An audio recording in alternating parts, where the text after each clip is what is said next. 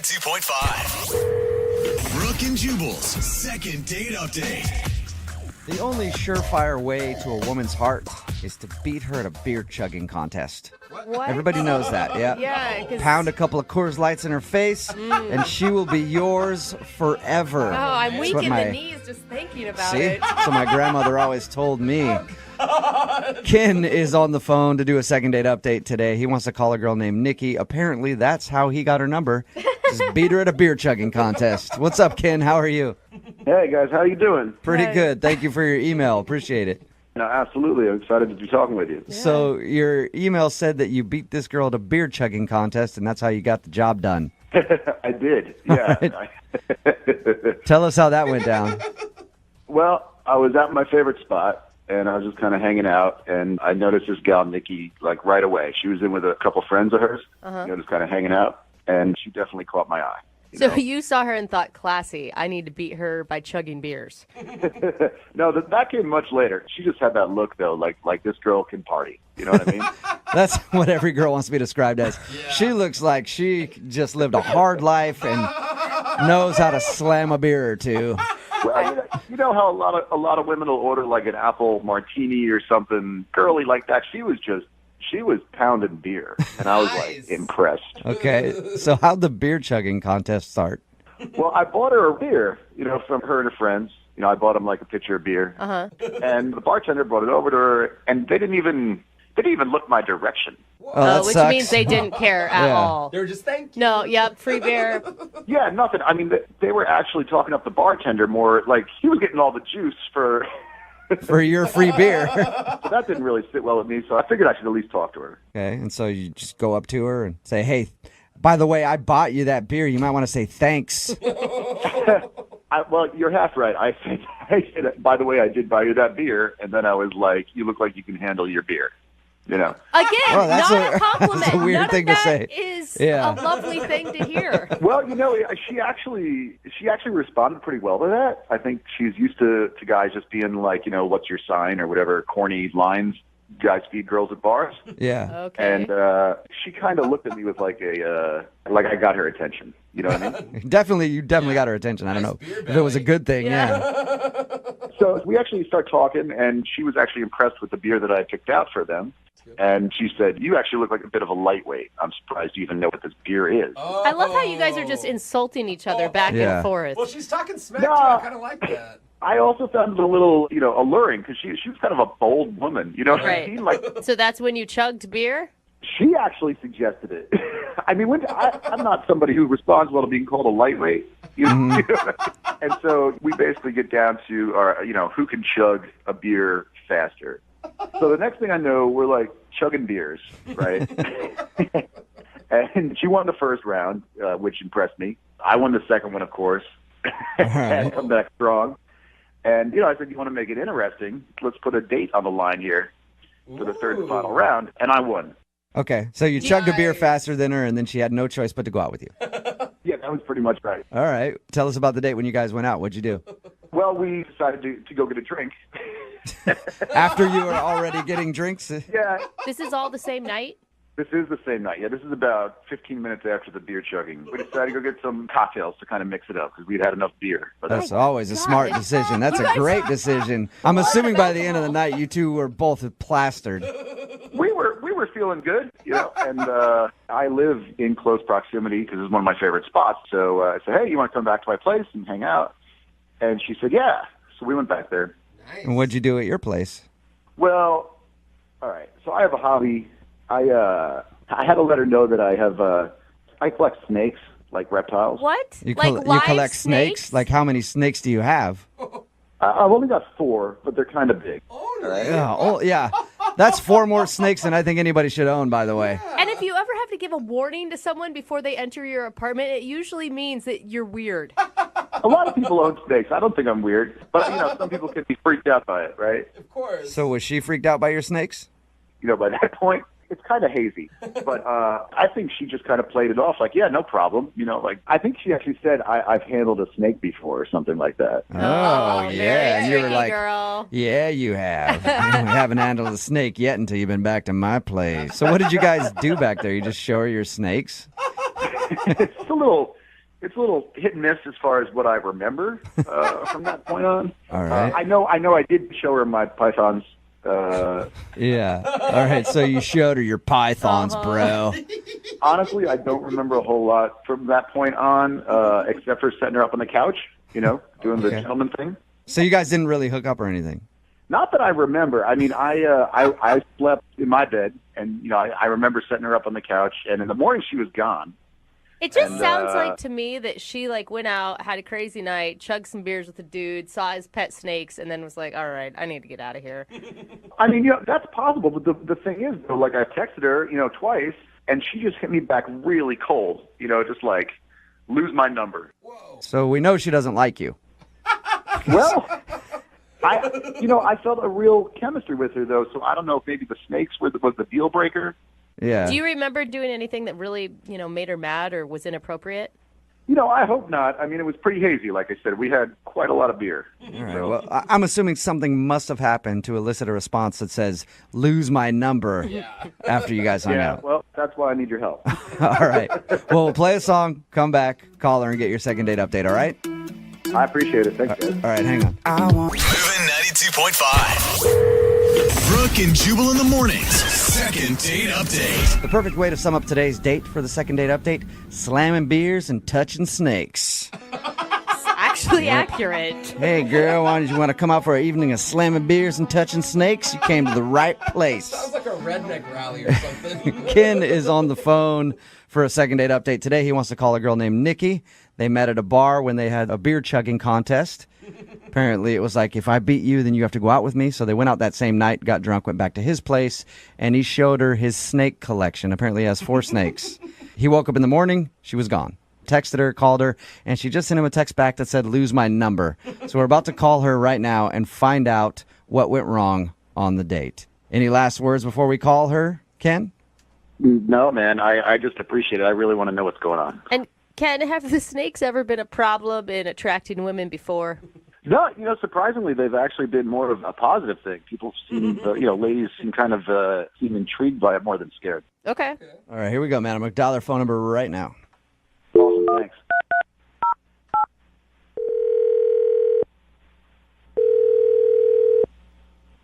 Hello, Hi, can I speak to Nikki, please? this is she. Hey, Nikki, how are you? This is Jubal from Brooke and Jubal in the Morning. Who is this? Jubal from Brooke and Jubal in the Morning, the radio show. Okay. What's going on? What's going on with you? Why are you calling me? I'm calling you because somebody emailed us about you and asked if I could get you on the phone. Okay. It's a segment we do on our show called the Second Date Update. You recently went out with a guy named Ken.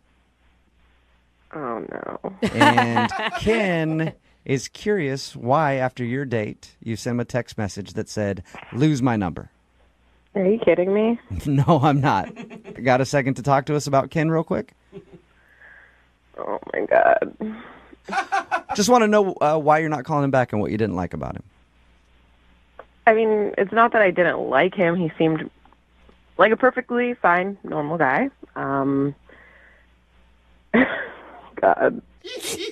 Like, this is serious, right? Yes, it is. 100% serious. He did tell us about your date and how you guys met chugging beers at a bar and told us that you guys got pretty drunk. Seriously? Wound up back at his place. Yep. He told you we went back to his place? Yeah. Okay, it wasn't like that. No, He didn't say he that. Didn't, he didn't. Crazy. He didn't tell us it was like that. He said that you guys went back there and it was kind of hazy, but he put you to bed on the couch and then woke up in the morning and you were gone. And then he said he tried to get a hold of you and you told him that you didn't want to have anything to do with him. Okay, Mr. Blabbermouth can't keep his trap closed. He just told you guys everything. Do you remember so the you night? don't even need to talk to me now. Well, we'd like to know. That's a good point. Well, we'd like to know what went wrong. Do you remember the night back at his place? I mean, he says it was pretty hazy. Oh, I remember everything. Okay, well, maybe you can fill in the details that he's missing then. It's this is just really weird for me. So bear with me. I can't believe I'm airing my dirty laundry on the radio station. So yeah, you know then that he has a snake collection. When we Yeah. went back to his He place. told us all about that. He said that he brought you back there, and he said you didn't seem very creeped out by his snakes. I mean, we had some drinks. You know, I was feeling a little more brave than normal. So, you know, if he's like, oh, I got these snakes, by the way. So I'm like, okay, like that's weird, but what the hell? Like, I'm not going to say no now, like I'm already in your apartment. Right. I think it's weird to have 4 of any animal. If you have 4 dogs, if you have 4 cats, it's all Yeah, like agreed. 4 snakes makes it even just stranger. Yeah, it was bizarre. So I'm like, okay, fine. Like, you can show me one. So he brings it out, and then he's like, oh, like, do you want to touch it? I'm like, no, I don't want to touch it. And he's like, no, just feel the scales. Like, all this weird, like, creepy stuff, like, just seductively, like, touching the snake. And I'm like, this is Did you gross. say seductively touching the snake? I mean, it seemed, like, very seductive. He's super into snakes, obviously. Yeah, so I'm like, I'm good, dude. Like, just keep it over there, you know? So he goes to go put it back in the cage, and he starts kissing it. What? Ew. Like, Ew. kissing his snake, like tongue kissing his snake. Shut Like he up. stuck the. He did not like French kiss a snake. Yes, he did. Oh, that is disgusting. Wait a minute. You know how people kiss their dogs? Like, he was doing that with his Oh, snake. gross. Yeah. So he's, like, tonguing this snake, and I'm like, okay, this is, like, a nightmare. That's but gross. obviously, I'm loaded. I can't leave. So I'm like, okay, whatever. Just, I'm going to go to sleep. Get up the next morning, and I don't want to be rude. I want to go say goodbye because we did have fun together. He was a nice guy. We had a good time. So I go and I knock on his door. He doesn't answer. So I go and I open the door, and he's in the bed with the snake. Like cuddled up? Oh my God. Like, I don't know what they were doing. I was just, like, the snake. I don't know what they were doing. I don't know, you guys. Like the snake got more action than you that night. It used to be that way. Like, I don't even know. I thought that you couldn't sleep with a snake. Like, I thought I would strangle you or something. Yeah, I don't know much about snakes, but Or would you crush I don't know. that would be weird to walk in and see somebody sleeping with a snake. Like, Exactly. So I rolled. I mean, you know, Yeah, it was I one would too. thing to see somebody, like, making out with it, but then, like, it's in the bed, like, all cuddled up next to you. Like, what are you? Not me. Not me. yeah. Well, you imagine if you continue a relationship with this dude, it's going to be you in bed with your boyfriend a couple and a snakes? snake. That's gross. Yeah. Well, I should also let you know that he's actually on the line listening to this conversation. What? Yeah, first of all, that's not weird. Oh, okay? my God. You're making it sound really weird. That's really not weird. A lot of people actually let snakes chill in their places. You know? What? That's not Are you- weird. They're cold-blooded animals, so it's natural for them to curl up with warm-blooded people. That is not normal. And you guys did not tell me he was on the phone, okay? I meant to tell you that. I completely forgot. I'm so sorry about that. You're making this kissing thing sound really weird too. Like it It is weird. I'm assuming you've never been to a Renaissance fair because that happens a lot. All right, and it's not like I had my tongue in the snake's mouth. It was the snake sticks its tongue out. You hit it with your tongue. It's a common thing. That's not common. Do you hear yourself I mean- right now? Do you hear yourself? Do you guys hear this? I actually do. The will most back him disturbing up. part about that for me was the Renaissance Fair comment. And now I believe that you are a total weirdo, Ken. It's not a weird thing. It's for somebody that was tough enough to do a beer drinking contest with me. I thought she'd be way more aware of the Excuse me, reptile. it's not hard. Having a beer drinking contest with somebody is normal. Making out with your snake and then sleeping with it is not normal. Can I just stand up for Ken real quick? I don't know about the tonguing part, but I had a friend who had a python and she let it crawl all over her all the time, like when we'd watch Right? movies and stuff. Google Natasha Kinski and the serpent and see what comes up. She's a famous model. There's a very Dude, famous I'm not poster. Googling any of your weird videos. Oh my god. Okay? Ken, Put on some I've been watch caught in that trap before. I'm not going down that road again. Now you guys see, I've dated a lot of weirdos in my life, and I just don't need another one on the list. So I know this sounds funny to you guys, but like this is really considered snake shaming in the reptile field. Like, this is not. Is that for Apologize. real? Are you being Don't serious about that? Snake shaming?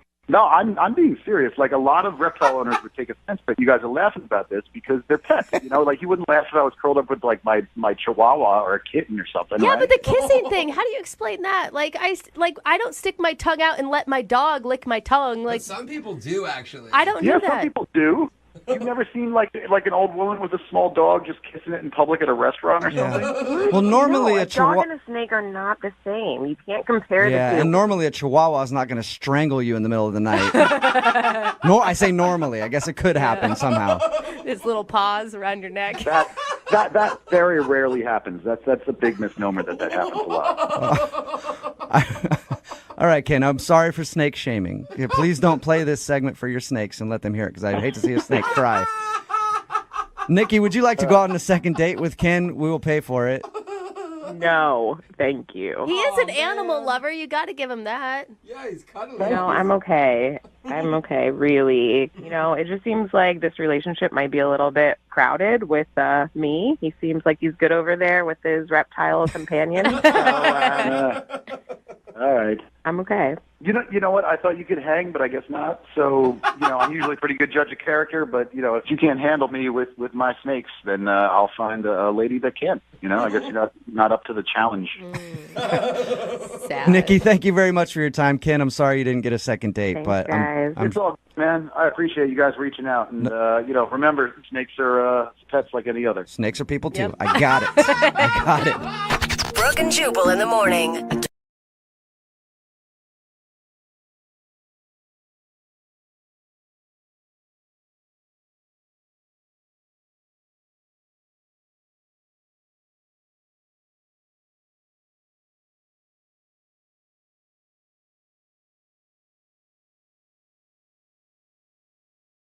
Need LASIK? Trust the experienced team at the LASIK Center at Evergreen Eye Center. No glasses, no contacts, no limits. What will you do? LASIK at evergreen.com. Moving 92.5. Brooke and Jubal's second date update. Alan is on the phone today for a second date update, and he actually had to go to the hospital right after he met the girl he wants to call today. So I'm guessing Alan got some love sickness. Oh, that's what it is. That's what I'm guessing. Is that what happened, Alan? It wasn't exactly that. It's a lack of love sickness, which is why I'm calling you guys. Okay. This is going to be a good story. I like stories that end in the hospital. I mean, as long as the person is fine afterwards. Okay. I live to tell the tale. Okay. Yeah. What's her name, by the way? Her name is Faith. Faith. Okay. Okay. How'd you meet Faith?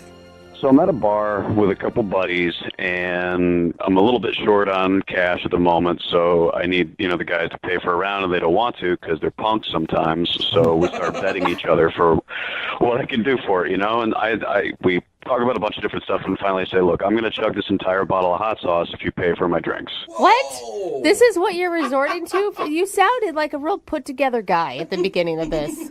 I mean, I'm pretty put together, but I get dumb sometimes with my friends, and we challenge each other to stupid stuff. So Okay, this sounds awful.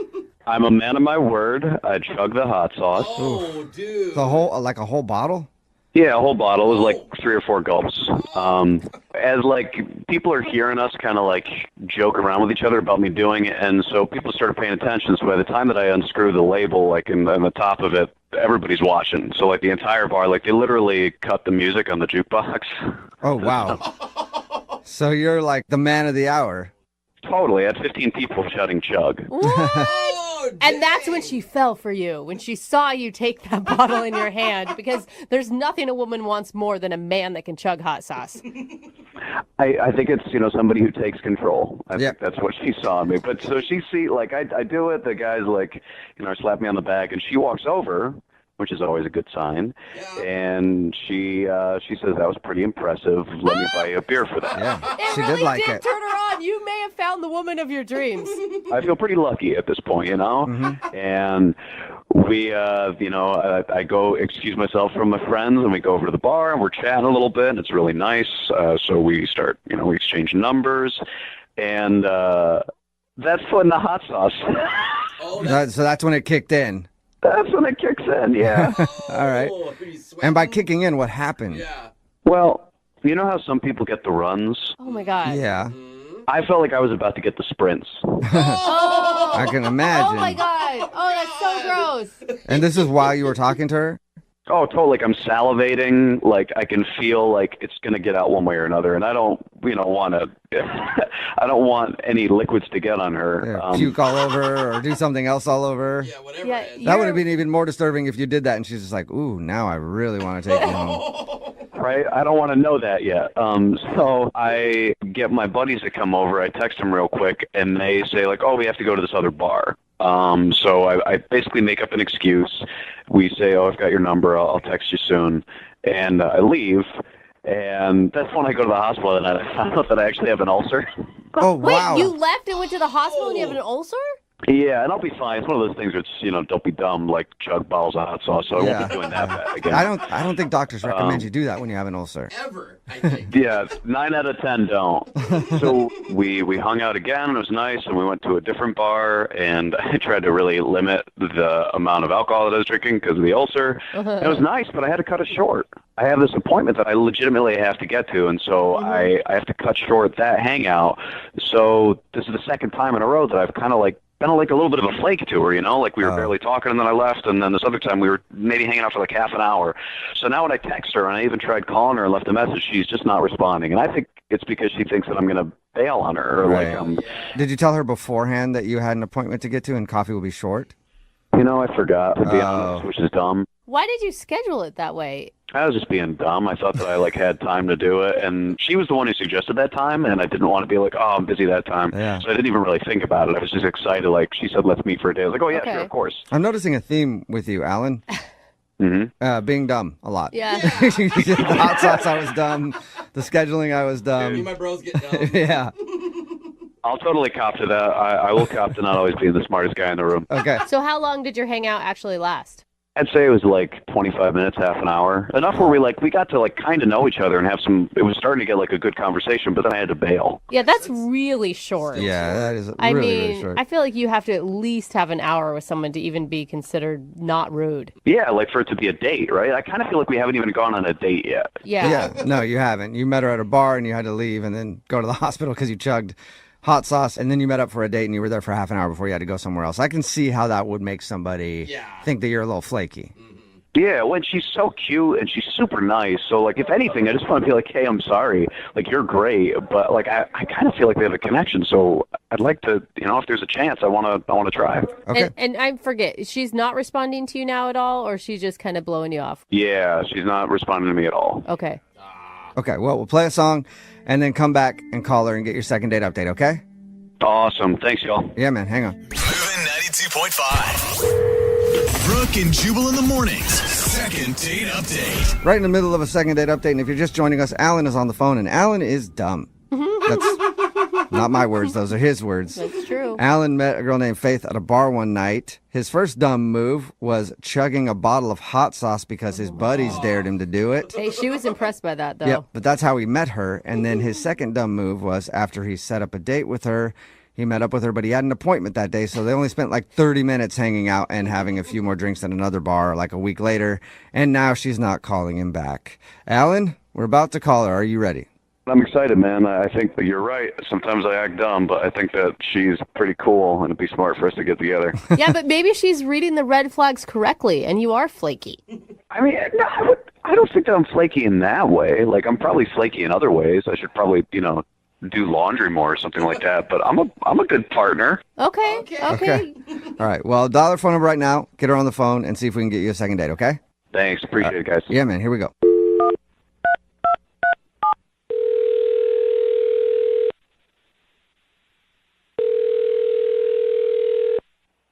Hello, Hi, may I speak to Faith, please? this is she. Hey, Faith, how are you? This is Jubal from the radio show Brooke and Jubal in the Morning. Wait, who is this again? Jubal from the radio show Brooke and Jubal in the Morning? Oh, like a radio station? Mm-hmm. Yeah, not the whole station, but we're on Just a the radio morning show. station. With the morning part. Sorry, I don't listen to the radio much. I'm calling you today, though. I know it's probably confusing why radio show or station or whoever is calling you, but I'm calling you because one of our listeners actually sent us an email about you. Oh, what? Yep. Ew. Why? Well, because we do a segment on our show. It's called the Second Date Updates, where if you go out on a date with somebody and then end up blowing them off, they can email us and we'll call you and ask why. So you went out on a date with somebody and you're not calling them back and they want to know what they did wrong. Oh, so people do this stuff? Yeah. Yeah. Yeah, they do. Kind of weird, huh? Unfortunately for some people, fortunately for us, though, because it brings us show content. But the guy who emailed us, his name is Alan. Oh, Alan. Yeah. Yeah, Alan. He likes his hot sauce. Yes, he did. I could not believe you went up to, he told us you went up to him in a bar and asked him out after you saw him chug a bottle of hot sauce. Yeah, I was with my girlfriends and we were like chatting and the whole bar like went silent. They turned everything off and everyone was just watching and I was like, I want to talk to that guy because I need some happiness and laughter in my life. Was it the hot sauce that did it, or did you also find him attractive? I mean, he's good looking too, but I mean, the hot sauce was the... Yeah, that's the way to your heart, isn't it, Faith? That's so Yeah. funny. Well, I mean, it's hard to go talk to people, but it was a good introduction thing, you know. But yeah, him and his buddies had to go. They were going off somewhere else or whatever they were doing, and Right. and so we exchanged numbers and stuff. yeah, and he told us about that. He also said that you guys got together for an actual date, and he had to cut it short. And he thinks that you're not calling him back because you might think he's flaky because he didn't spend a lot of time with you both occasions. No, No, that's not why you're not calling him back? yeah, that's not why. Do you mind telling us why? I don't know what he told you about the date. He said that he met up with you at a bar and ended up having to leave like half an hour in. Yeah. And that's pretty much all he told us. Oh, he didn't tell you anything else about, you know, his appointment or what happened? No, he just said he had an appointment. I guess we should have asked. We didn't ask. He said that he liked you and that he thought you guys had a good connection. Yeah, we had good conversation, but like, What else should he have told us? It sounds like you think he should have told us more. Like there's more to the story.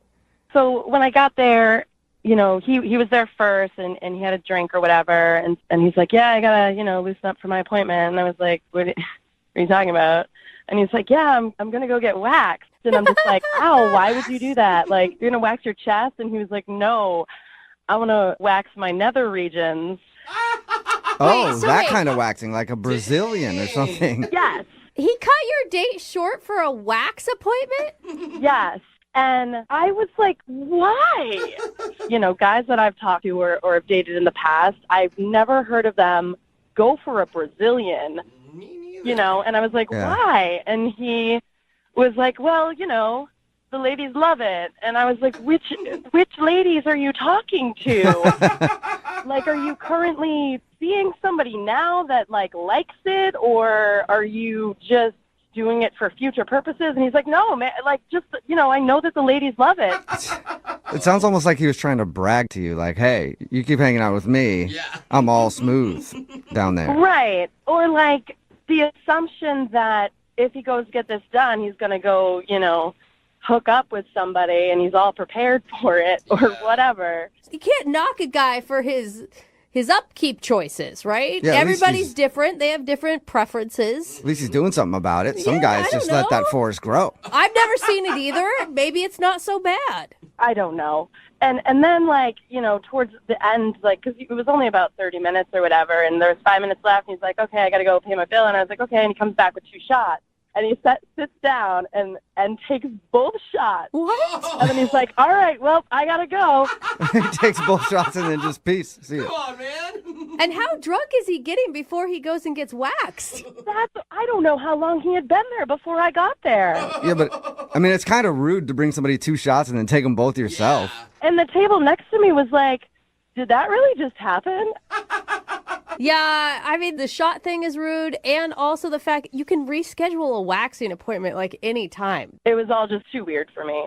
Yeah. Okay. Well, I'm I sorry can to see get that. weird on you again, but Alan is actually on the other line and wants to talk to you.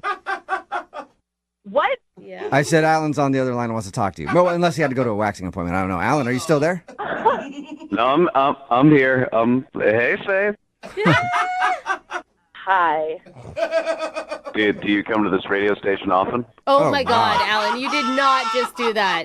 That is like 18 billion points against you right there. I love it. Oh, my God. I know it's weird. I feel a little awkward because of the situation, but I just wanted to talk to you. On the radio? Well, you weren't returning a phone call or any of my texts, so I think that you're really cute. I think we have a good chemistry, and, maybe this could be another part of a weird story we tell our grandkids. Whoa. Oh, God. That's really nice of you to say, but were you listening to what I was just saying about how the whole thing that you're doing down there is just a little weird to me? It's just kind of a weird thing that you think that you have to do. What are you talking about? Women love this. I've had more compliments since I started my wax phase than I ever had before. My wax phase. That's a nice Interesting. wax And you got there. what kind of compliments are you receiving, Alan? Yeah, I mean, I don't want to tell tales out of school, but the feedback has been very good. Feedback. Feedback is very good. Faith, what do you think about that? It's got good feedback down there. 4 stars. You got a good Yelp review on that thing, yeah. 5 stars. Oh, 5. Oh, my God. I just have never heard of this. Even if it's that, like, why would you bring it up on a first date? Yeah. Well, what's more awkward, for me to talk about it beforehand or for, Lil Davey to show up freshly shorn? Little Little Davey. So he's got a name, too, that bald little guy. Yeah, king of the wild frontier, man. Oh, my God. Maybe some people say that we talk too much about sex. I don't think that we talk enough about it. I'm just giving you a heads up. I'm sorry if it was a weird way to do it. It's something you're not used to, but I promise you, look, I saw an episode of Sex and the City on it. The internet's been blowing up about it. Oh. I've just never heard of it before. Like, I've dated a bunch of guys that have never done it. Tons of girlfriends, no one's ever talked about it. Like, I mentioned it to my friends, and they were like, what? Who does that? The thing is, Faith, I mean, he sounds like a really confident man. He's not embarrassed about it. I don't know. I don't think those are negatives. I'm not embarrassed about it at all. I will be very candid about that. I mean, like, how long have you been doing this for? I'm just curious. I've been doing this for 4.5 years. There you go. Wow. A long-term relationship and some dating and another shorter Okay. relationship, so I feel like I've seen the span of how people deal with it, and it's been pretty good. Faith, that is a good sell. I'm going to tell you right now, he has converted at least 4 men listening to give it a try. It sounds lovely. It does. I mean, I'm not going to lie. I'm kind of curious now. All right. Well, Faith, then would you go out on a second date with Alan? We will pay for it. I mean, yeah, sure. That's awesome! Really? Alan, That's what I'm talking about. congratulations. Oh, man. I would say you got a second date, but I think your hairless buddy got the date. Hey, Little Davey. Lil Yeah. Davey. Lil Davey's smooth, just like you are, Alan. There's no pressure for Lil Davey to make a special guest appearance, but Faith, I think we're going to have fun either way. So All right. Everybody's ready. Well, congratulations to Faith, Alan, and Lil Davey. Successful second date update. Brooke and Jubal in the morning. Text in at 78592 says, stop manscape shaming. I agree. Talking about today's second date update. If you missed it, this dude, Alan, met Faith, the girl that he wanted to call, at a bar one night while he drank a whole bottle of hot sauce as part of a bet with his friends. They ended up going out on a date, but only hung out for like 30 minutes because Alan forgot that he had an appointment that day. Well, we called Faith, and she told us that the appointment Alan had was to get waxed down there. And she thought it was a little strange. Well, mankini wax. It's intense. Like, manscaping is one thing, but, like, just bare? Like getting I've- waxed. Dude, I've I never know. come across it. I cannot imagine that. Yeah. Yeah, I just wouldn't want to do it for the pain. I know. Well, or the person who has to do it. Like, there's a lot of creases underneath, and That's what how I'm do you saying. get in there? Even just manscaping down there is Yeah. kind of difficult. Well, let alone. Alan claims that the ladies love having a man who's well groomed down there, and that the feedback he's gotten has been pretty good. And in the end, Faith, her curiosity won out, and she decided to see for herself. So they're going out on a second date. I think we can all agree, I men feel or like- women, we like it if you got a little haircut or a little, This is something down there. one second date update. I'd like a report on how. I'd like a review. Yeah. I'd like a Yelp review on how this turns out. Remember, if you want to do a second date update, all you have to do is email the show, and we will call the person who didn't call you back. It is Friday, so Young Jeffrey's Song of the Week is coming up at 8:10.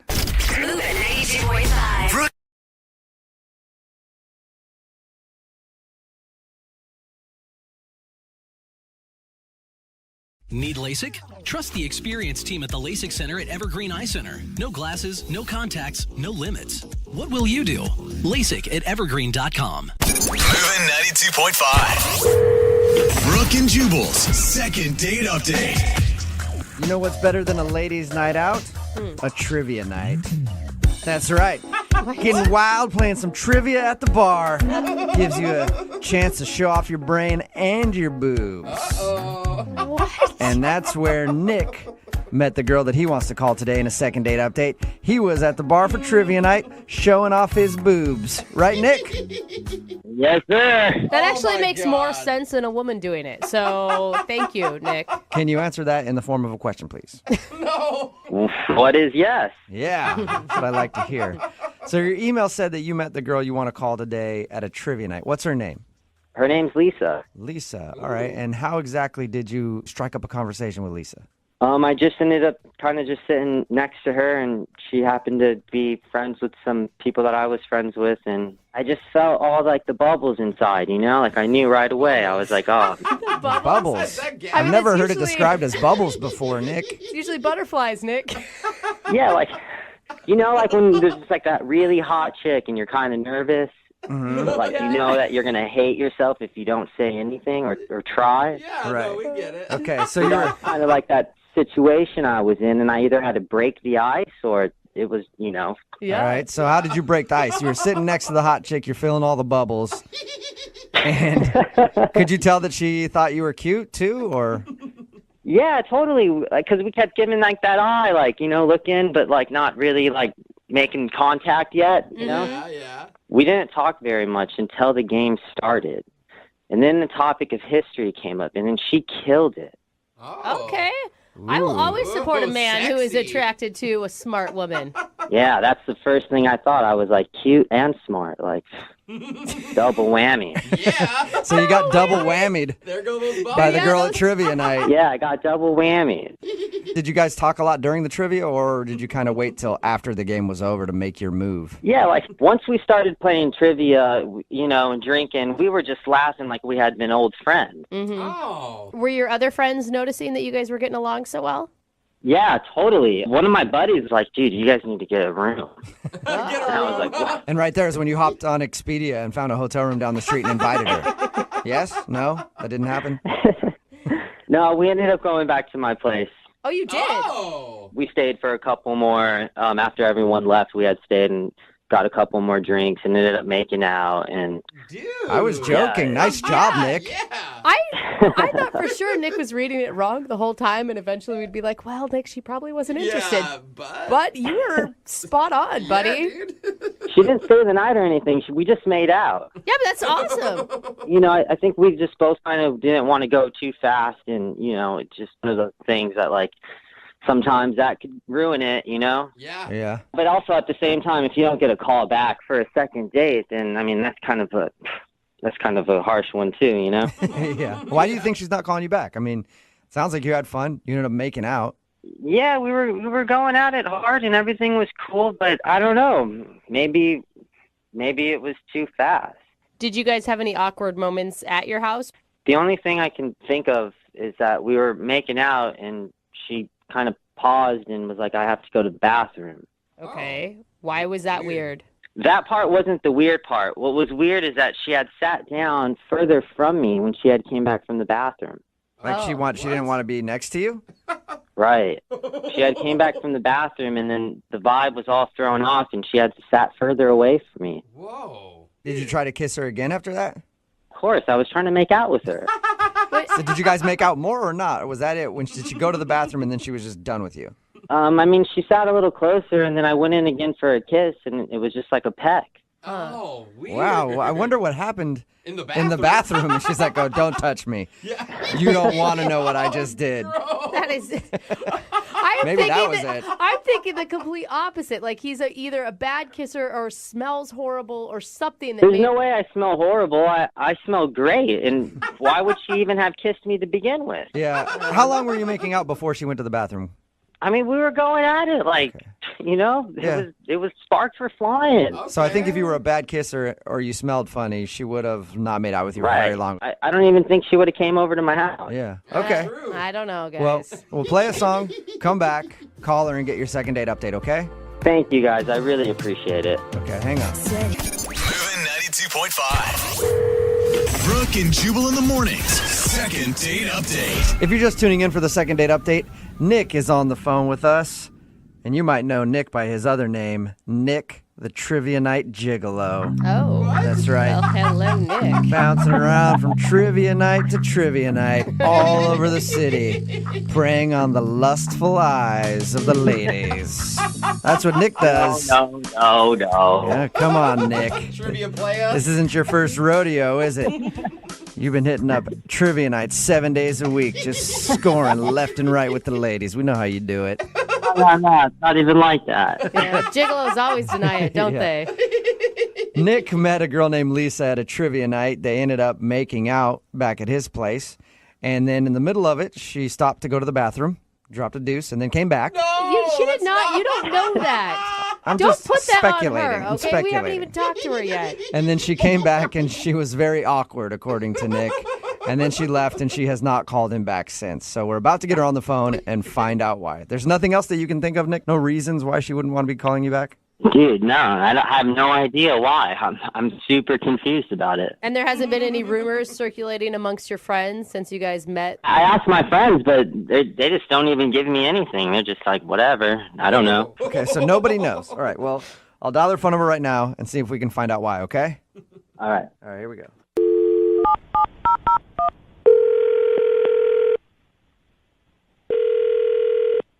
Hello, Hi, is Lisa there? this is her. Hey, Lisa, how are you? This is Jubal from Brooke and Jubal in the Morning. I'm sorry, what? This is Jubal from Brooke and Jubal in the Morning, the radio show. No, yeah, I know the show. I just don't know why you would be calling me. Oh, nice. How often do you listen to the show? Once in a while, I do. Okay, have you ever heard of a second date update before? Yeah, I think so. All right, well, that's why I'm calling you today.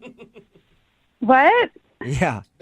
You recently went out on a date with one of our listeners, and now you're not calling him back, so he asked us to get you on the phone and find out why. Who is it? His name is Nick. Oh, Nick from the trivia night? Yeah, that Nick. Is there another Nick that you think might want to call you on the radio? No, and no. I just So, yes, Nick from the trivia night emailed us to see if we could get you on the phone to find out why you're not calling him back. Did you like Nick? yeah, he was great. You sound that with not much heart in when you said that. It didn't sound very believable. It's just I've never really been in that situation before, so it's just all a little bit. What crazy. situation? Like a trivia night? No. I liked Nick, but we just like can never date. Why? I don't think it's like possible. Are you not attracted to him or something? No, I am definitely attracted to him. Okay, so Okay, you wait, liked him and you're attracted to him, but you Yeah. guys could never date. That makes sense. So I'll just explain it. I was at the trivia night, and I was feeling kind of weird, like I had a bit of a scratchy throat. Uh-huh. And I was kind of worried maybe I was getting sick or something, but then it went away. And so, we just kept hanging out, and we went back to his place, and we were having a good time. And then I started to not feel that good again. And then I had like a runny nose while we were kissing, and I got really sort of like worried or embarrassed. So I went to the bathroom to see like the runny nose thing. I just was hoping he wouldn't notice. And when I was in the bathroom, I looked in the mirror. I realized I had a rash. Oh. Yeah. Like on your face, you had a rash? Like on my neck a little bit. Oh. And yeah. What does this have to do with him, though? Yeah.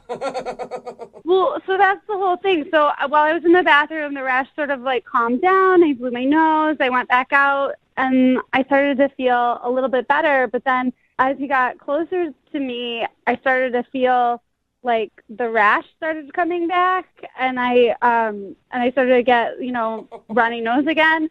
So I excused myself and I went home and I looked it all up on Google and everything. And I think, I know it sounds crazy, but I think I'm like allergic to him.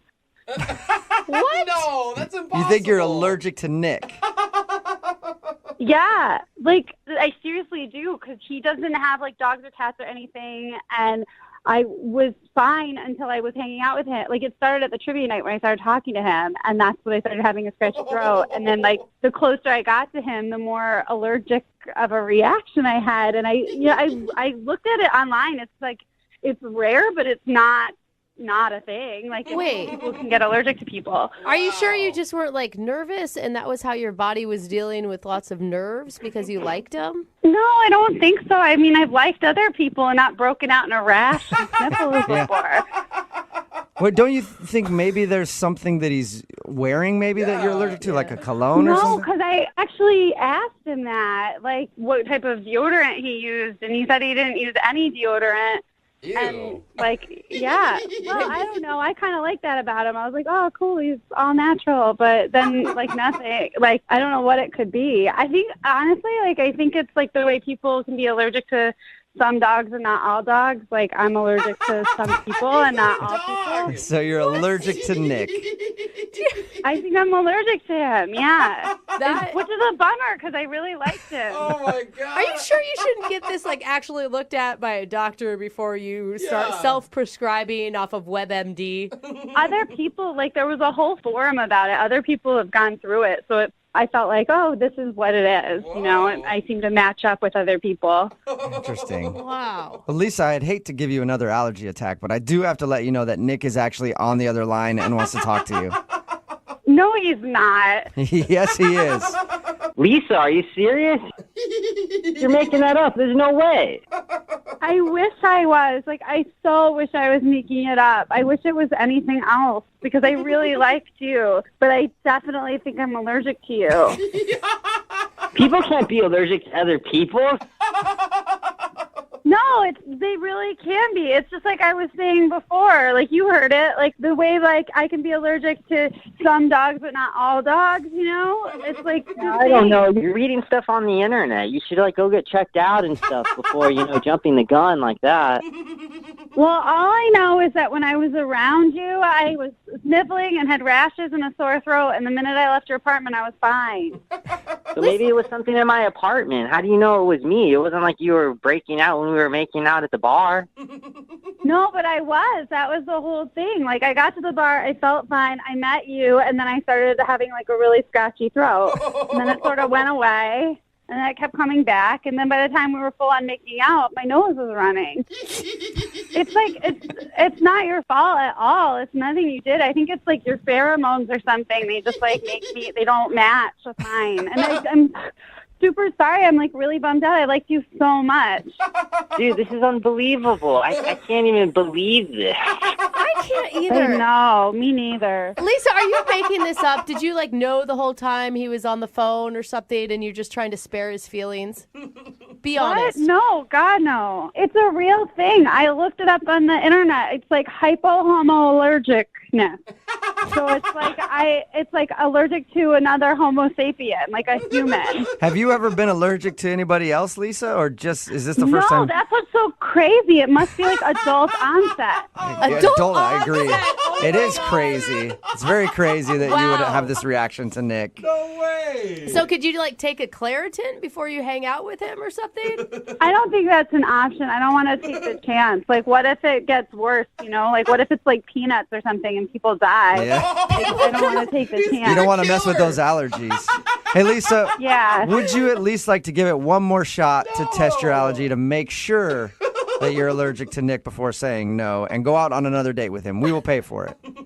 No, I'm pretty confident with my diagnosis, so thank you, though. All right. And you're great. I think you're gonna find someone awesome who's not allergic to you. Dang, man. All the reasons that I've been blown off by a girl, this is definitely the worst. I'm really sorry. I think you're great. Seriously? Don't you think maybe you could build up a tolerance, like, over time with me? I don't want to risk it. Like Yeah. I said, I mean, it's my health. You know? It's her Well, health. Nick, I'm sorry. Not a success for you today. You did not get a second date. And Lisa, thank you for being on the phone with us. I appreciate you telling us what happened. Yeah, sure, no problem. If I And- can bring awareness, you know. If you can bring awareness. Awareness. Good, Oh yeah, my we got to God. get you a wristband so you can wear it so you can talk about the cause. Brooke and Jubal in the morning. Text in at 78592 that says, well, I'm allergic to BS, and that was totally BS. Brooke and Jubal in the morning talking about today's second date update. If you missed it, this dude Nick wanted to call Lisa. They met at a trivia night, and they ended up making out back at his place. And in the middle of it, she stopped and went to go to the bathroom, and then when she came back, she was acting very strange, and then she left shortly after that. Well, we called her, and she told us that while she was kissing Nick, she began to break out, got a runny nose, and started getting a rash, and it happened every single time she got close to him.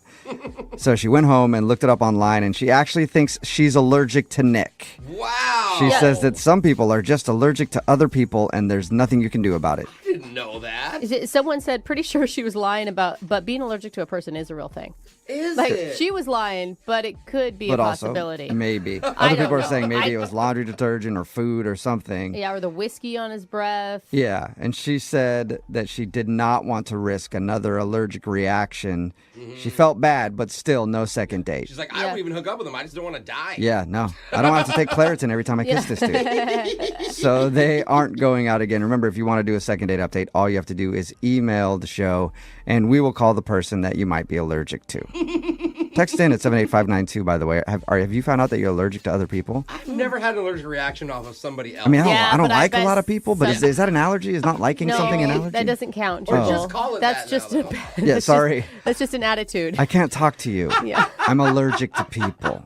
That sounds a lot better than I just don't like talking. Like, I wish I You could. know, that- I would love to talk. That's Yeah. kind of the mindset a lot of people use when they're trying to diet. Like, oh, I just can't eat cheese Yeah. because I'm allergic to it. If I tell myself that, then I won't eat it anymore. I just can't have small talk. I'm allergic to it. Yeah. Sorry. So sorry. Have a good one.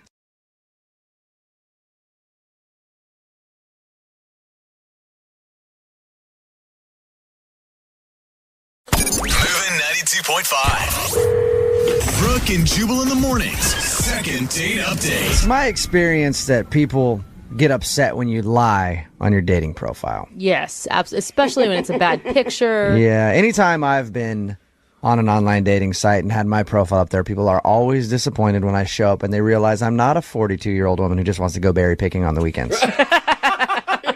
And I don't get why they get so angry, you know. Yeah. And I thought you were just going to lie about your height. Daisy is on the phone with us. And Daisy, I guess you wouldn't say you lie on your dating profile, but you omit something on your dating profile that you think could have led to a guy not calling you back, right? Correct, yes. There is an important detail about Daisy that there she is. doesn't share on her dating profile. Because she met the guy on what website? Met him on OkCupid. All right. Which, if you're going to talk about like dating websites, that's like the Burien of dating websites. It's not quite the bottom, but it's not necessarily the best either. Yeah. What is it? You have like 11 fingers or something? No, I have the right number of fingers, but in addition to the right number of fingers, I also have a son. Oh. And when I did have that on my profile, when I was honest about that, I got a lot fewer responses. So now I just don't put it on there. But I do always tell the person, you know, on like the first date. It's not like I try and keep it secret, you know, indefinitely or anything like that. So you're not hiding your son. You just don't want it to be something that is defining you in the world of dating. Exactly. I just kind of want to get my foot in the door, and then I tell them.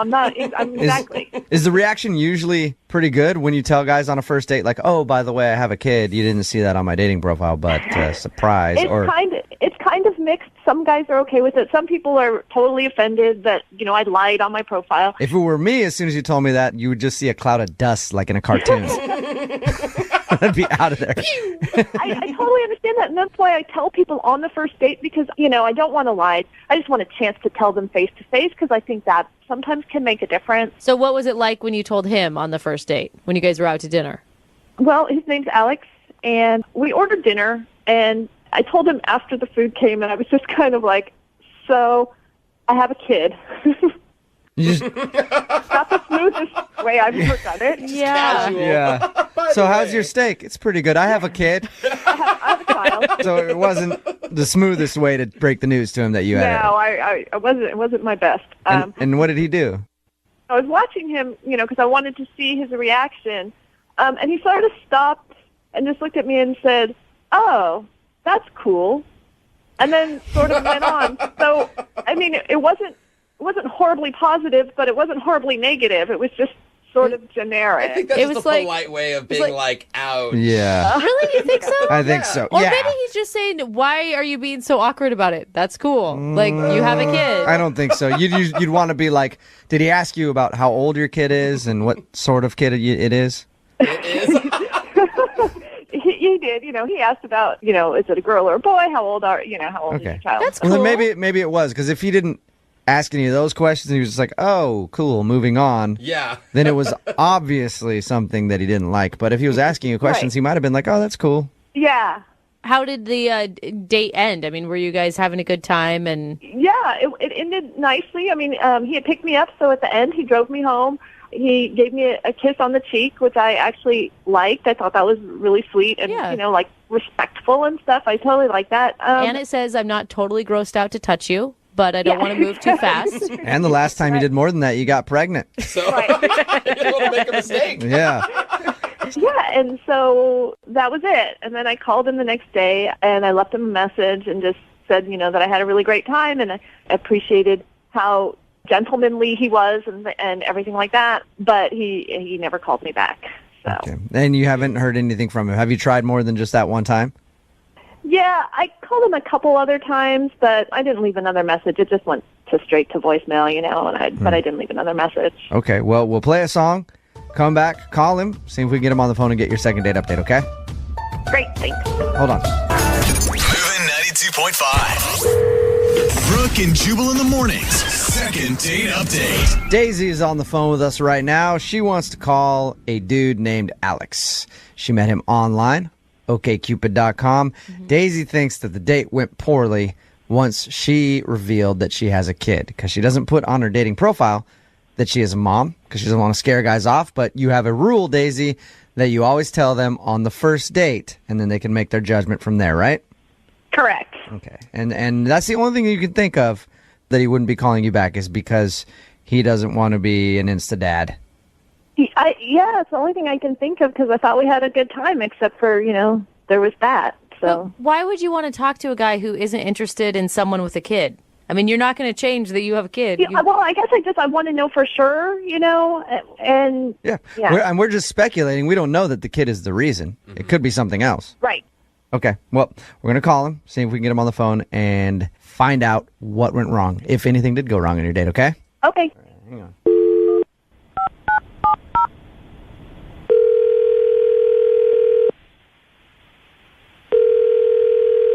Hello?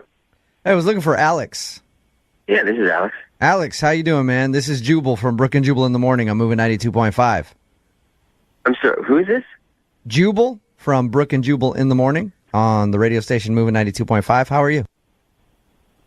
I'm fine. You're calling from the radio station? Yes. Okay, why? Well, I'm calling you because you recently went out on a date with a listener of ours. That's kind of weird. It is. A woman named Daisy. Yeah, we'll admit it is not a normal to receive this kind of phone call. A woman named Daisy that you recently went out with emailed the show saying that she really enjoyed your time together, but you've been blowing her off and haven't been answering her phone calls. So she said, hey, can you give Alex a call and see if you can find out if I did something wrong? So that's why we're calling you, Alex. Okay. Do you remember going out with Daisy? Yeah, I had dinner with Daisy. Did you like Daisy? We had a fine time. Dinner was fine. Daisy told us that she doesn't put on her dating profile that she's a mom, and she kind of dropped that at dinner. Did that scare you off?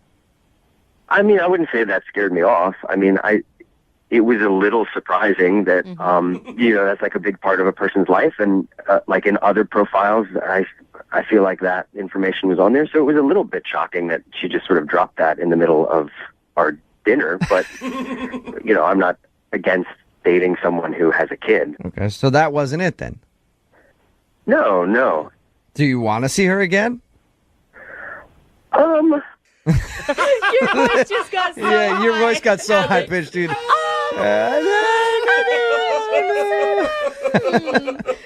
I'm taking that as a no, Alex. You're not necessarily into Daisy. Honestly, the date got a little weird, and so I don't think that I would want to see her again. You know. Define weird, if you could. This is weird to talk about with strangers on the phone, but towards the end of the meal, like, she sort of got kind of quiet and emotional and sort of intense. And then she told me that her car was in the shop, which I knew because I had to drive. She asked me if I could pick her up, which is totally fine. But then she asked me if she could borrow some money to help pay for the car repair. No, stop She it. asked for a loan on your first date? Like how much money? Like $700. Oh, She just didn't have. She was waiting for a paycheck the next week or whatever, and she would get me back the next week. But she was in this tight spot, and it was really affecting, her kid's life and her life and whatnot. Boy. Oh gosh. What How did she bring that up? Did she just say, "Hey, can I borrow $700?" No, I mean, it wasn't like that. I felt like she felt uncomfortable having to ask, but it was just really weird. And I was like, I don't really have that kind of cash flow. I don't have $700 to give to someone that I've met like 45 minutes ago. But I understand, people are in a tough spot, like car repairs. Yeah. So, but then she's like, well, what about like $400? Like, I have another friend that I could get the rest from. She was bargaining with you? Yeah. So then she bumped it down to $4, and I was like, just as a general policy, I don't do loans on first dates. And then, we had dessert, we went home, and I, got out of there. Oh, that's so awful. I have a tough so time many levels. loaning money to good friends of mine, let alone somebody that I just went out on a date with. It seemed like a situation I didn't want to get into, so. Not to make things weirder than they already are for you, but Daisy is actually on the phone and heard everything that you just said. Hey, Alex. That's Daisy on the phone? Yep. It's me. Hi? Daisy, did you failed to tell us that you asked him for a loan on your first date, Daisy? It was just one little question. You know what I mean? It didn't. Huge question. Daisy, that's a $700 question.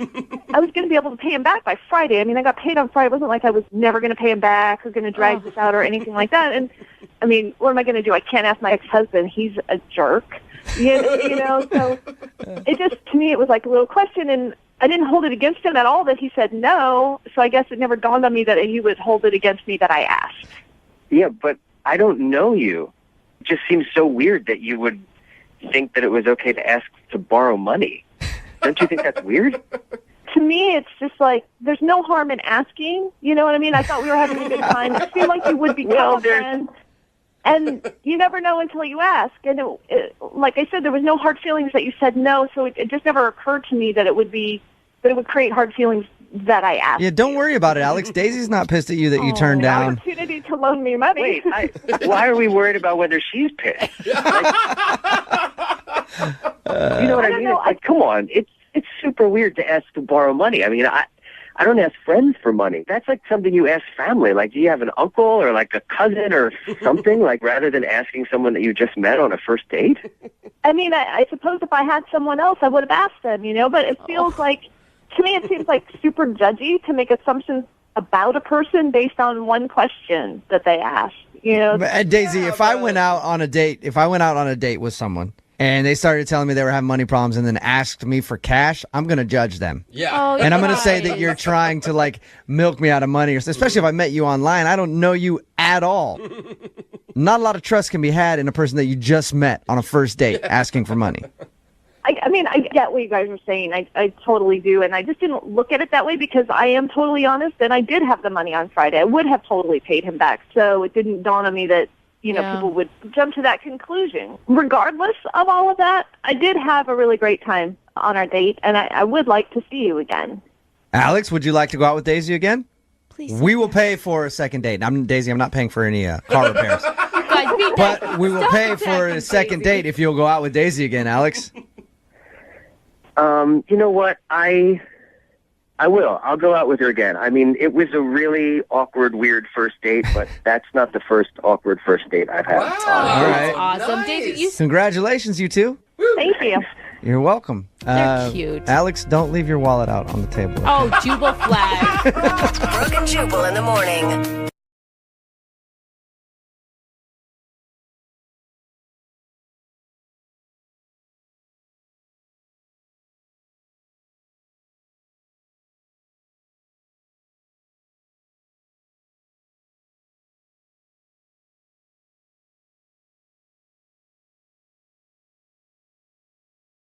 Brooke and Jubal's second date update.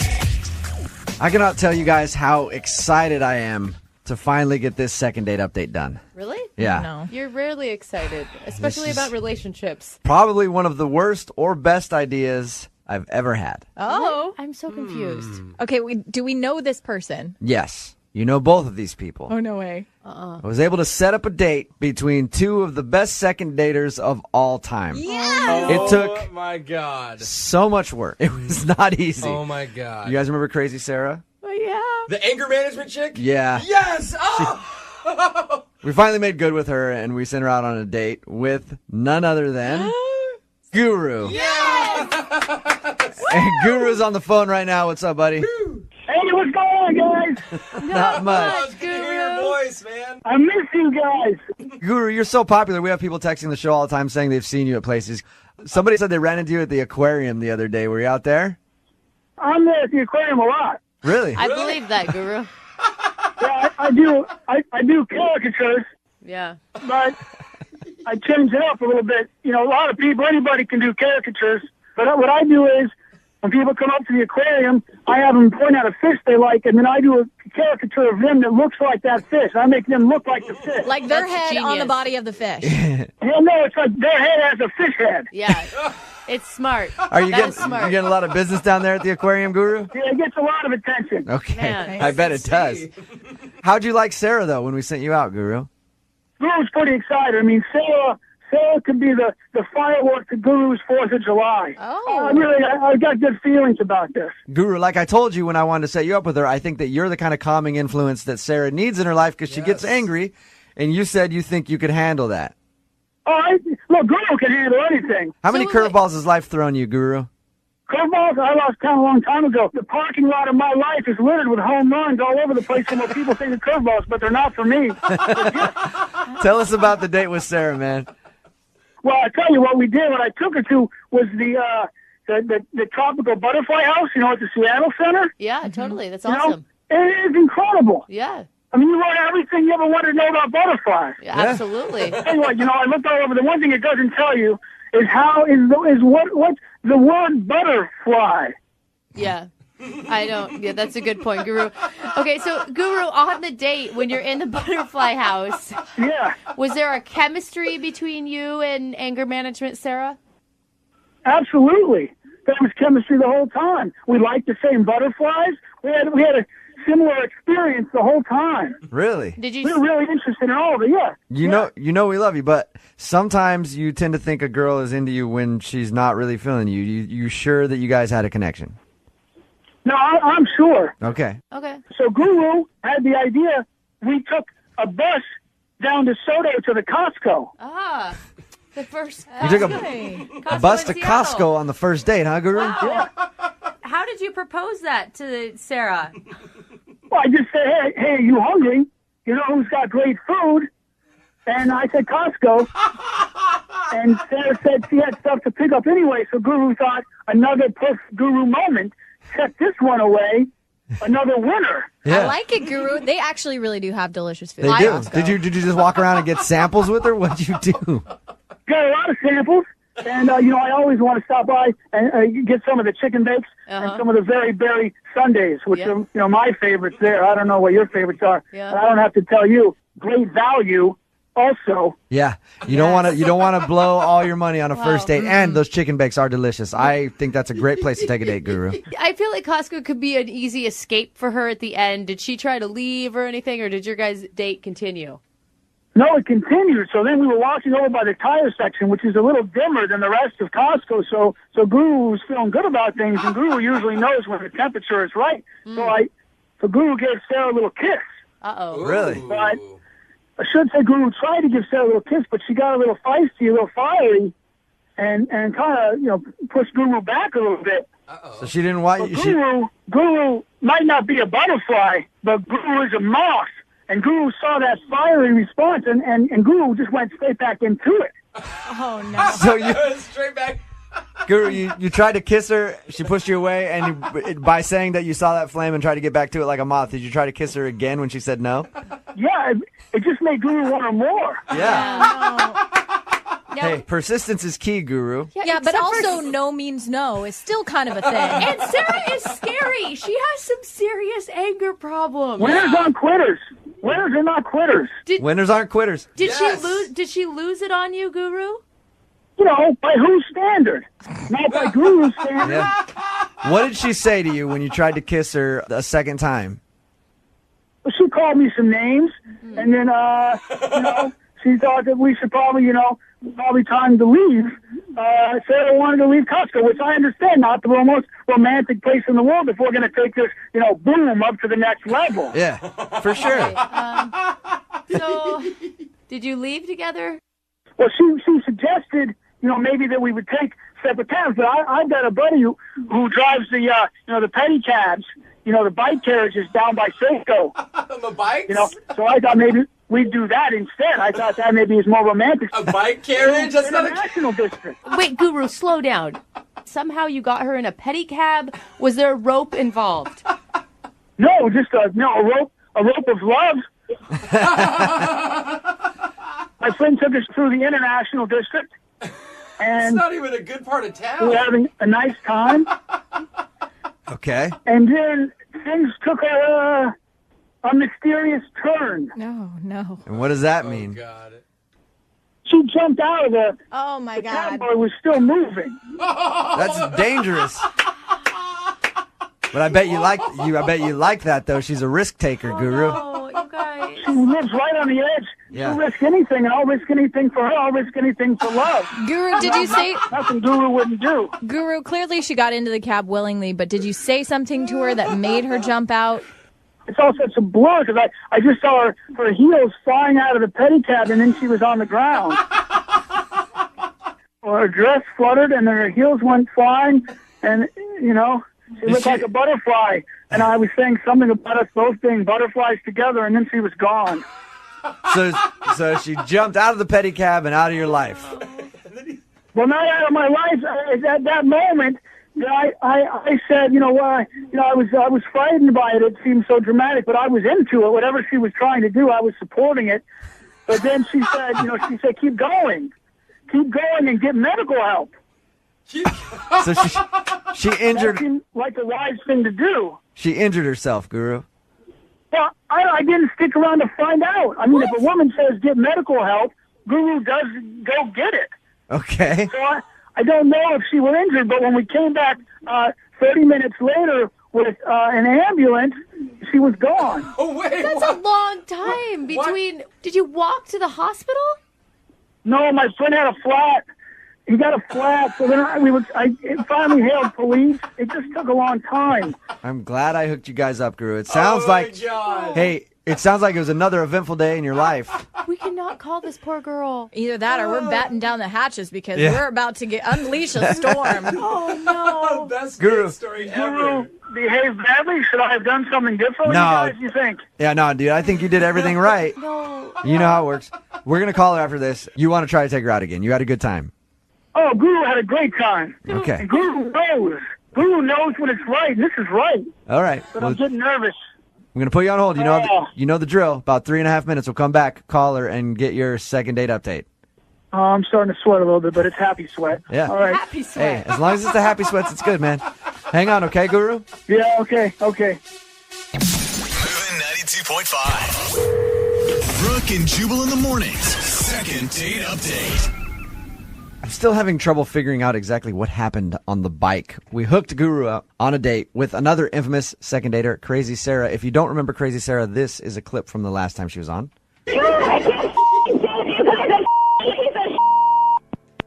I like how the song Bruno Mars starts to come in at the end there. But no, she's very angry. We got a hold of both of them, ended up setting them up on a date. They went out. Guru took her to the butterfly exhibit at Seattle Center, then to Costco, On a bus. They took a bus to Costco. Hey, it's eco-friendly. to Leave get him alone. chicken bakes, and then went on a pedicab, and apparently she jumped out of it or fell out of it, Well, 'cause- said, go get help, and she was gone when he got back. We're leaving out the part where he tried to kiss her. She said no, called him some names, and he yes. went for it again. That's right. Thank you for bringing that up. What a half an hour time eclipse between him going to get help and actually helping her. This is a little different from most second date updates because, we set them up. She knows that we're about to call her because we said, hey, we need to get an update from you. Producer Boyd has talked to her. I've talked to her.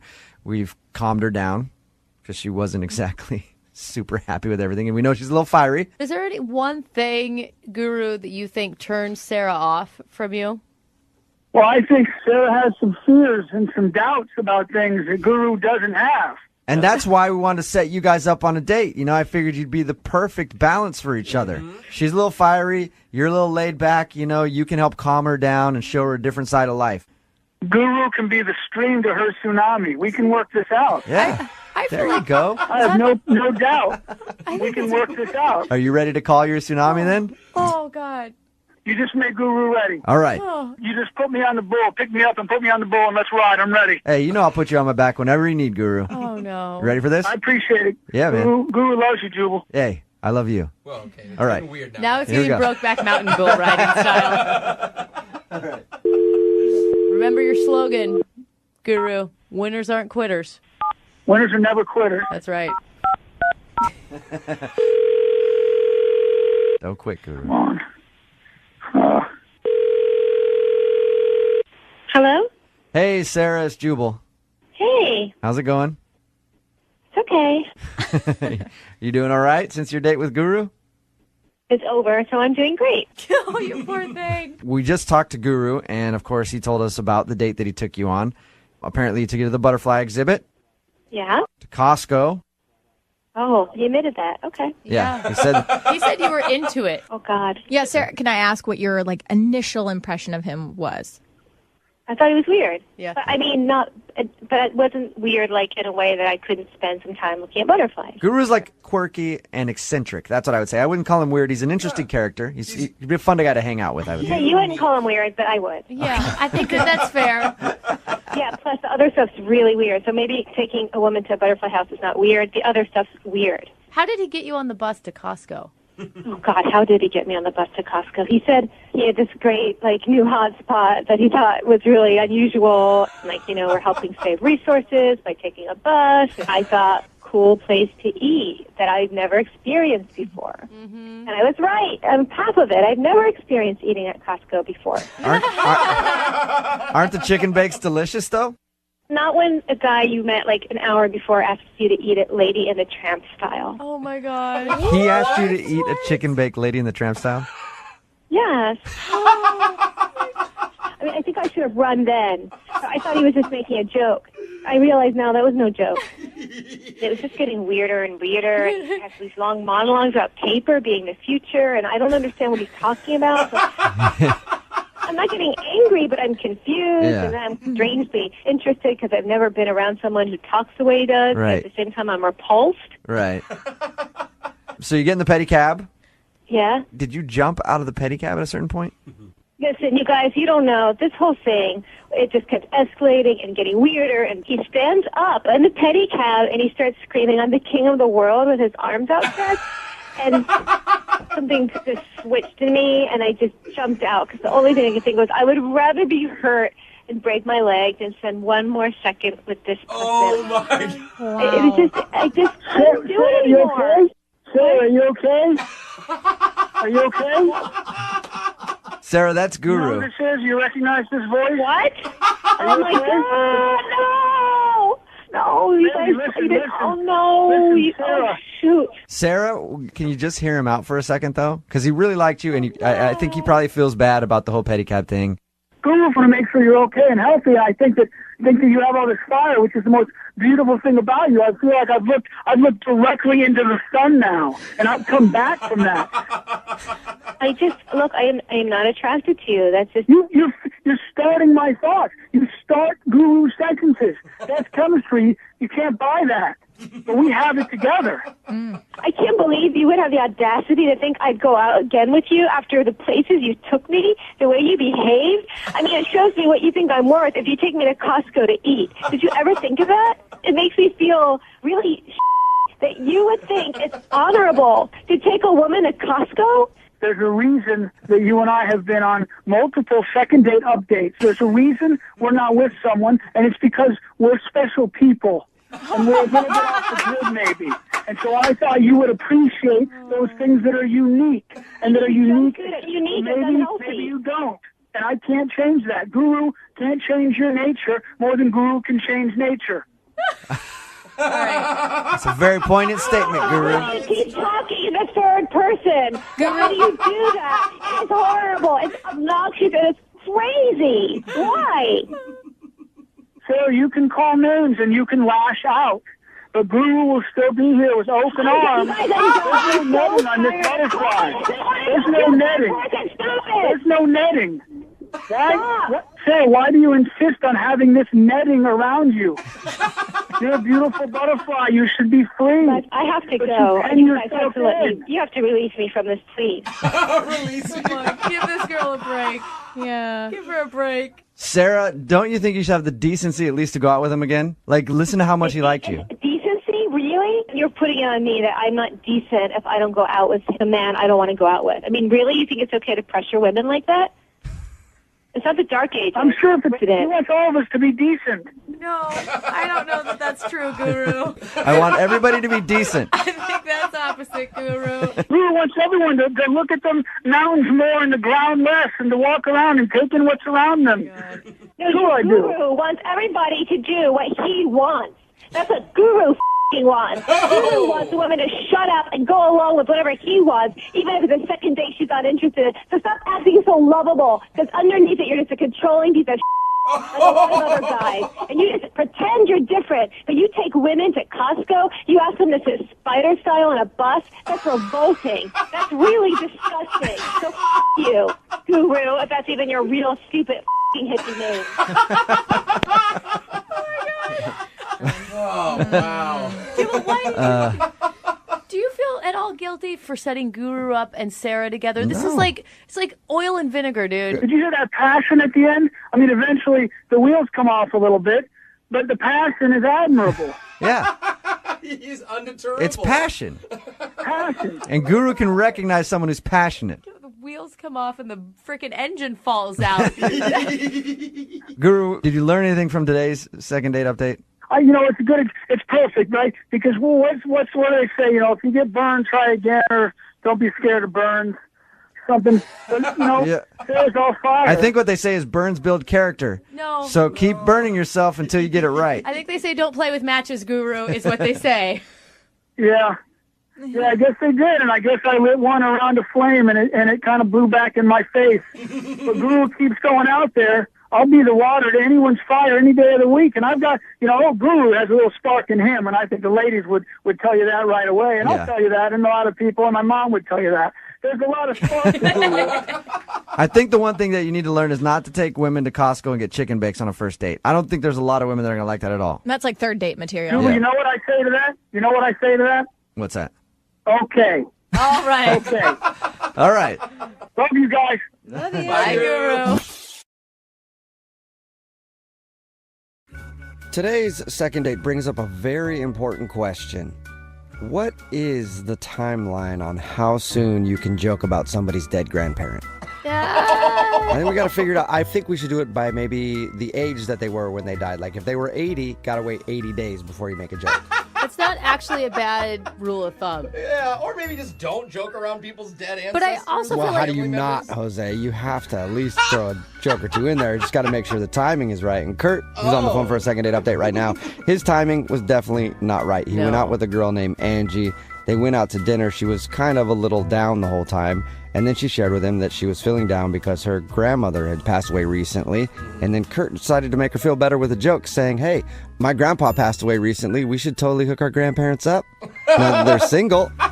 And she didn't find it very funny. And then the date ended very shortly after that. So we're about to give her a call. And Kurt, one thing we should do in this phone call is find out how old her grandma was. so we know when the appropriate time to make that joke is. Oh. Don't you think? That sounds good. No, Okay. you guys, stop bringing up the dead grandma. I mean, I think that this is your chance to like apologize and maybe say what you should have said when she said that. You've had time to think about it. Do you know what your appropriate response would have been after she said her grandma kicked the bucket? I would have just said, I'm really sorry to hear that. You know, if there's anything I could do, let me know, and then maybe change the subject. See, That's perfect. so good. God, hindsight is 20/20, isn't it? It's a much better option. All right, well, I'm going to dial her phone number right now and see if we can figure out why she's not calling you back, okay? Sounds good. All right, here we go.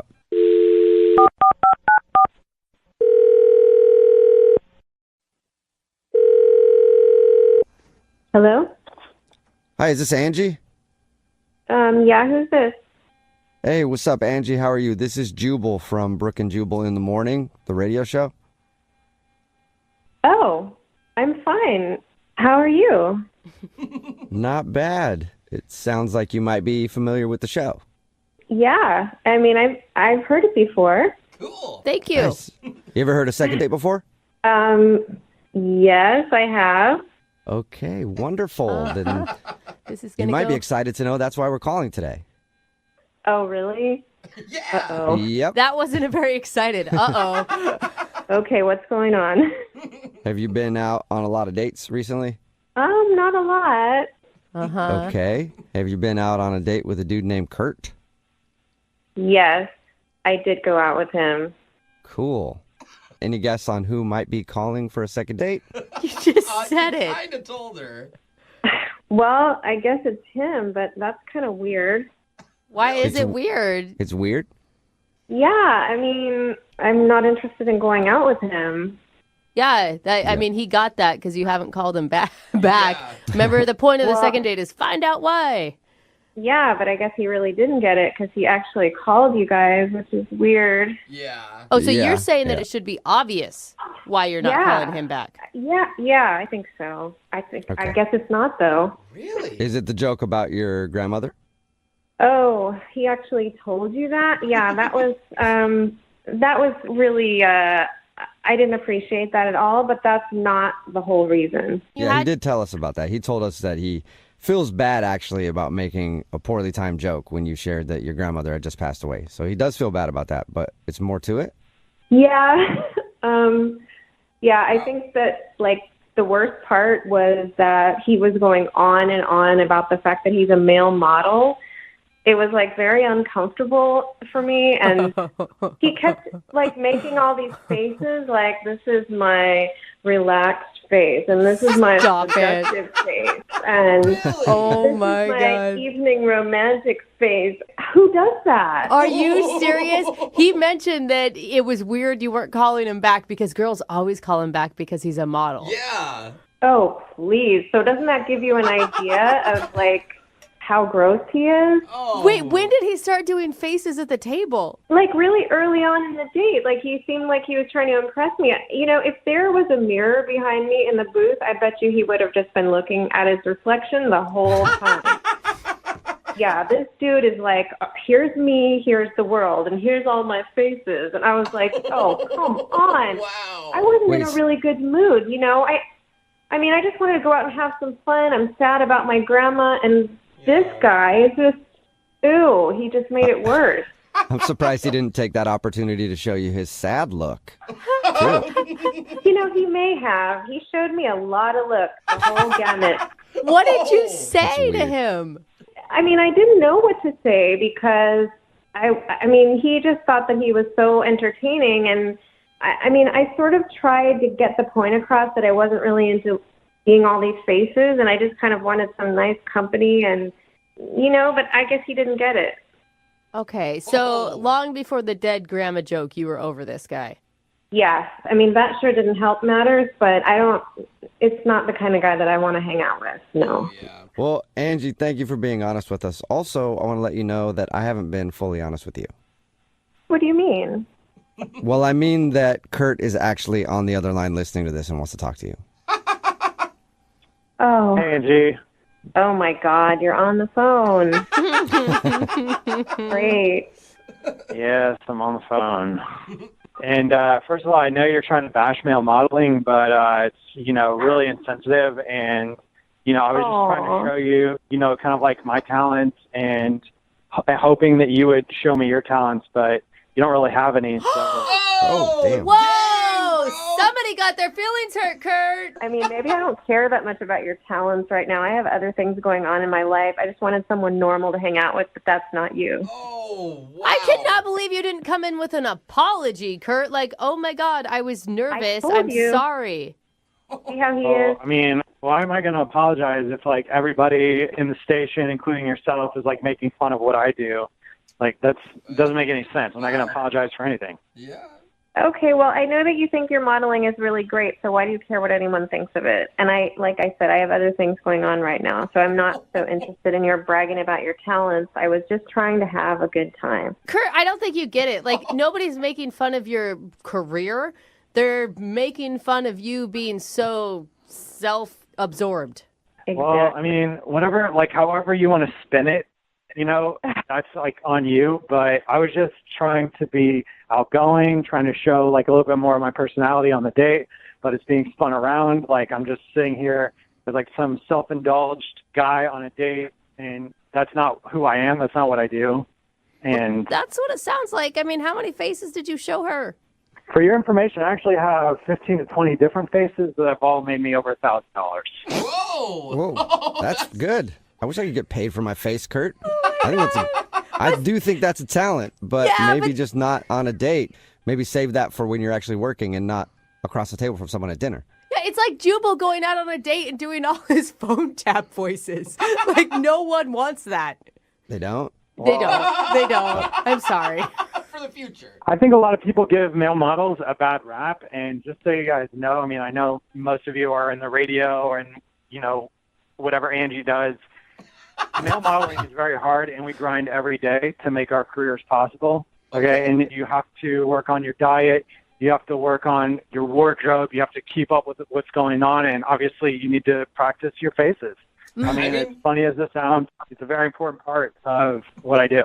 Makes sense. Kurt, one very, very important thing that you just said, though, that I think probably makes it seem like you're a little self-involved is you said, I don't even know what Angie does. And you went on a date with her, and you didn't take the time to figure out what her career is? Yeah, Kurt, you never even asked me what I do. Well, you're too sad looking to really even talk to you. Like, I was scared to ask you. So it's her fault that you didn't take any interest in her? Yeah, she was just way too sad and way too down. I just didn't know what to say to her. I just didn't feel like I could ask her anything. Oh my God. So you thought you could cheer up with some of your faces. I get it, dude. Well, Angie, would you like to go out with Kurt on a second date? We will pay for it. Absolutely not. Yeah. I thought you were going to pause after absolutely. Damn. And if you guys are wondering, I'm making this type of face. Disgusted. No way. Never again. Dude, you nailed it. I can't Thanks see it. anyway. Yeah. Yo, stop making fun of my faces. They're real, and they very much get me paid. Okay? All right. So, Oh my God, he's miserable. Keep grinding, Kurt. Angie, thank you for talking to us. And, you know, You're welcome. hopefully you can find a lady out there, Kurt, that will appreciate you for all your different looks. that's great. Thank you so much. I appreciate your feedback. No problem. I feel like I start a lot of second dates off this way, but when you're going to joke with a date, it's all about timing and appropriateness. For example, if you're out on a date and the girl's like, oh, I'm feeling a little bit under the weather today, probably a bad time to go, well, I'm a gynecologist. I could help you out later after we eat. Oh my God, that's so gross, and it's been said before. Oh no. That's Could the be a sad good joke. I part. have no idea. But Kurt thinks that a bad joke might have ruined his chances at a second date with a girl named Angie. What's up, Kurt? How are you? Hey, very good, guys. How are you? God, was your joke Right. as bad as the one Jubal just said? Timing-wise, probably a little bit worse. Oh my God! What did you say? We'll get to that in just a second. First, tell us about Angie. Where'd you meet her? So we actually met on Bumble. Okay. Nice. That means she chose you. She did. Yeah. Okay. I feel like guys would go in with a lot more confidence knowing that they've been picked first, right? Absolutely. That's way different than Tinder. Yeah, definitely. I mean, and that's probably contributed to the poor choice of joking. I don't know. Okay. Oh, really? Yeah, you got too comfortable too quick. Too comfortable, too quick. Before you tell us about the joke, tell us about the start of the evening with her. How was everything? It was just kind of weird right off the bat, because online we were texting each other back and forth, just a lot of joking mostly. Then on like the day of the date, when I picked her up, she just kind of just didn't seem like she was in a good mood at first. Okay, so you started off thinking like, ooh, maybe something else happened. She's not feeling this. Yeah, like, obviously we had never been out or anything. So I didn't really know her that well, so this may have just been how she acted all the time. Mm-hmm. Oh, yeah. And so, yeah, I mean, I asked her a few times, like, if she was okay, and she just never seemed like she wanted to talk about it. Okay. Okay. So what'd you guys do? We went to dinner. Okay. Oh, that's Okay. good. Yeah. Did she open up more at dinner or still kind of the same? She was still pretty much the same. Towards the end of dinner, though, was when she kind of, like, let me know what was going on. What was going on? So it was really sad. Like, her grandmother actually passed away, within a week of us going out, yeah. Oh, that So she's sucks. probably not getting a big settlement, so she was upset. What? No, Jubal. Oh my God. She obviously really liked you if she thought like, man, I'd still want to go on this date. Maybe this will cheer me up. Exactly. Maybe this is the silver lining that I need this week. Did she mention anything about the settlement? No, Jubal. Yeah, there was no talk of, like, any settlement or, like, a will or anything, thank God. Yeah, I would hope not. But that's a real bummer. How did you respond when she told you that? Well, I mean, this is kind of where I think I messed up. So my grandfather had actually passed away a couple months before. And, I was kind of telling her, like, I totally understand. I was like, my grandfather actually passed away recently. And obviously it's, really tough. I was like, but maybe we could get my grandmother, who is still alive, to hang out with your grandfather, who's still alive. So you took the opportunity to try to hook up your grandparents. And how did she take that? Well, she didn't really say anything at first, and then, she kind of started to, like, look around, so I quickly let her know, like, hey, I'm just joking. I'm just, trying to make you feel a little bit better. And, yeah, that was pretty much Yeah. the end of the funness of the date. Especially because, like, jokes are supposed to be funny, and that's not even really funny. Yeah, I know. It was really bad timing on my part. And I wasn't thinking. I was just trying to make the situation a little bit better. Yeah. But I could see, if you apologize, that she should understand. I don't know, Kurt. I thought it was hilarious. So. Yeah. So how did everything end then after that? Well, pretty much it ended very shortly after that joke. Whoa. She was like, yeah, she just said she was kind of ready to go back to her house. And I took her back. I didn't try making any moves or That's good. I didn't try, obviously, kissing her or anything. I wanted to stay respectful, because I really did like her outside of that crappy joke that I made. She was really nice. Have you talked to her at all since? No, I haven't. She hasn't called me back. Okay. I just feel like, people say awkward things in awkward moments on a date. I feel like what you said, though not funny, forgivable. Yeah.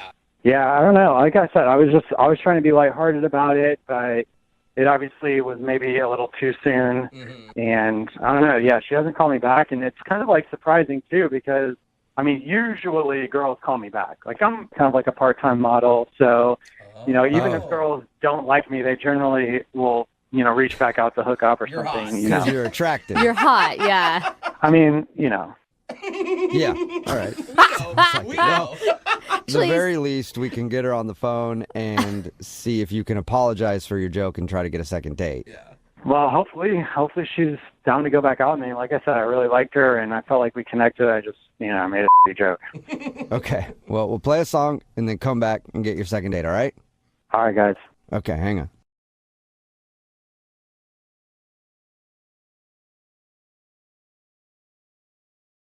I'm really interested in talking to Laura, who's on the phone for a second date right now, because the email that she sent in said, hey, Jubal, if you do the second date, I've got a teaser for you. This guy used a pickup line on me that I guarantee you've never heard before. Wow. Ooh, interesting. Ooh, I want to hear it too. God, she's yeah, good me at this. too. Hey, Laura, what's up? Hey, guys. Hey, what was the pickup line? I feel like I've heard and used every single pickup line in the book, so you got your work cut out for you. I swear you have not heard this one before. I promise. And it obviously worked because you went out with a guy. Well, yeah, I mean, it was kind of weird, but ultimately, I guess it worked. What was it? Okay, I'm dying to know. What was it? Yeah. Okay, so the line was, "You kind of look like my stepsister, and I've always had a thing for her." What? What? That is Oh. gross, man. Why weren't you Okay. running the other way? What is? Now I'm questioning what's wrong with you. Yeah. Why did that work on you? I guess because it just totally took me by surprise. I mean, Yeah. That's for sure. Are you sure it's not Normally- because you've always had a thing for your stepbrother and this was just some fantasy that you both were going to live out? I don't know, maybe I've read one too many romance novels or Yeah. something. Let's hear the scenario then. Like, maybe situationally it might have worked. How did he deliver this line to you? Where'd you meet him? I was out with a bunch of my girlfriends out at a bar, and this group of guys walks up and just kind of starts sitting down at our table and mingling. Like, everybody's just talking. Tell me you're like super wasted and that's why it worked on you. No, I'm sorry. I wasn't that wasted at the time. Okay. Really? So it sparked And- conversation. How long did you guys hang out? Quite a while. I mean, we were talking for probably an hour or so. And, you know, even at one point I got up, I went to the bar to get a fresh drink, and I come back to the table, and some other girl has slid into my place and is chatting him up. Oh, wow. Did you kick her out? You're like, hey, you don't look like his stepsister. Get out of here. Or half sister or whatever it was. Yeah, I mean, I had to get rid of her. So I told her that the bartender was just complaining that something was wrong with her credit card and he needed to talk to her about it. Oh, that is It's a good move. that is genius and also super shady. I don't know. I mean, I just wanted my guy back. I mean, he was mine. Okay. All right. So was this the date that you want to call him back about, or did you guys actually go out? There's more. So I'm like, you know, you're welcome. I saved you from that UGA. No, you did not call her that. I did. I'm sorry. I did. I'll admit it. What did he Okay. say? He was like, well, why are we sitting around wasting time here? If you want another drink, why don't we have one back at my place? Oh, man. Oh, Sweet. And We does he know. live with his family, so you got to meet the person you look like? No, thank God. All right. So did you go back to his place, though? Yeah, I was kind of up for it, you know. Cool. I ended up spending the night, you know, we had fun. You can always tell when someone ends up staying the night because their voice gets even higher. You know, We Yeah. talked about it. I mean, we just did it, and it was really fun. Yeah, we just had a good time. See? Yeah, see, the voice is still high. All right. So it sounds like you had fun. How was the next morning? So the next morning was also kind of funny, but kind of strange. Oh. Beautiful Day by YouTube just starts blaring at like 7 a.m.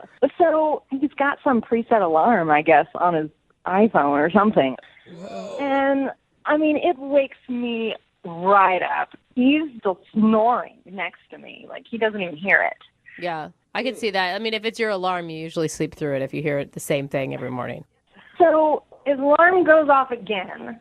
Same exact thing. Beautiful day. It's blasting in my ear. I mean, the volume's up at like 10. Okay. I thought this guy was questionable comparing you to one of his family members, but having Beautiful Day by U2 play every morning on your alarm, why do you want to go out with this psycho again? Come on. Maybe he's really sensitive. I mean, So what happened? I mean, he just rolled over and hit snooze again, or? so he's not hitting the button, and I just can't take it anymore. So I kind of like start reaching over him, hit it off, and as soon as I do, he like slaps my hand away. What?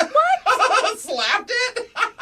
Yeah, but it's just extra weird because otherwise he's lying there like a zombie. Like he's completely motionless. And he just like randomly slaps my hand away. It's almost like he maybe didn't know what he was doing. Weird. Did he Weird. wake up Okay. at that point after the hand slap? No, he didn't. He just kept lying there. Did he ever wake up? Did he ever? I mean, he kind of rustled around in the bed a little bit, but he was pretty hungover. So I can kind of understand why he wasn't too energetic in the morning. Yeah.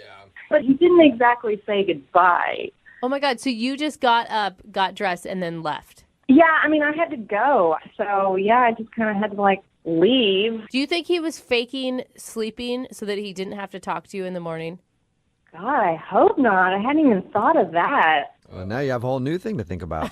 Yeah. Why do you think he's not calling you back? I don't know. I had a really great time. And I don't want it to be just, a random hookup. I'd like to see him again. Okay, well, we'll play a song, come back, and then call him and get your second date, if he wakes up, that is. Okay? All right, hang on. Hey, Laura? Yes. Is this giving you flashbacks of your date? Starting me off right. Okay. Yeah. Feeling I guess. positive. If you're just tuning in for the second date, Laura is on the phone. And Why a Beautiful Day by, who is that again? You too, Jubal. You too, yeah. Yeah, they're kind Why of a big I should deal. know that. Oh I my work God. in radio. People assume I know music, but I don't. I was going to say Coldplay, and I knew that was wrong. A Beautiful Day by U2. Why do we start the segment with that? Because Laura met a dude at a bar. They went back to his place. They ended up, how'd you say it, Laura? Having fun, but you said it with a really high voice. We were having fun. Yeah. So they had a bunch of fun, and then she was woken up in the morning by that song right there on his phone as an alarm, I guess, and it kept going off. She tried to turn off the alarm, and at one point, he seemed to be still asleep, but he woke up, knocked her hand away from the phone, and then went back to sleep. And she hasn't heard a word from him since. Laura, are you sure you want to call this guy? I just think one night stands, one night hookups that don't call you back and don't wake up in the morning to say goodbye are usually probably not very promising. I hear what you're saying, Brooke, but we had a great time. I mean, we really connected. I just think that he was maybe really hungover and doesn't really know what he did. And so I'd like to, get to the bottom of this. Okay, cool. Okay. Well, I'm going to dial his phone number right now. Hopefully his ringtone is A Beautiful Day, too. It's just like a weird U2 fan, every single song of his. You ready, Laura? Yeah. All right, here we go. I'm going to dial his phone number right now. Oh, by the way, what's his name? I didn't get his name. Matthew. Matthew. I guess that's important. Okay, now I'm going to dial the phone number and call him. Here we go.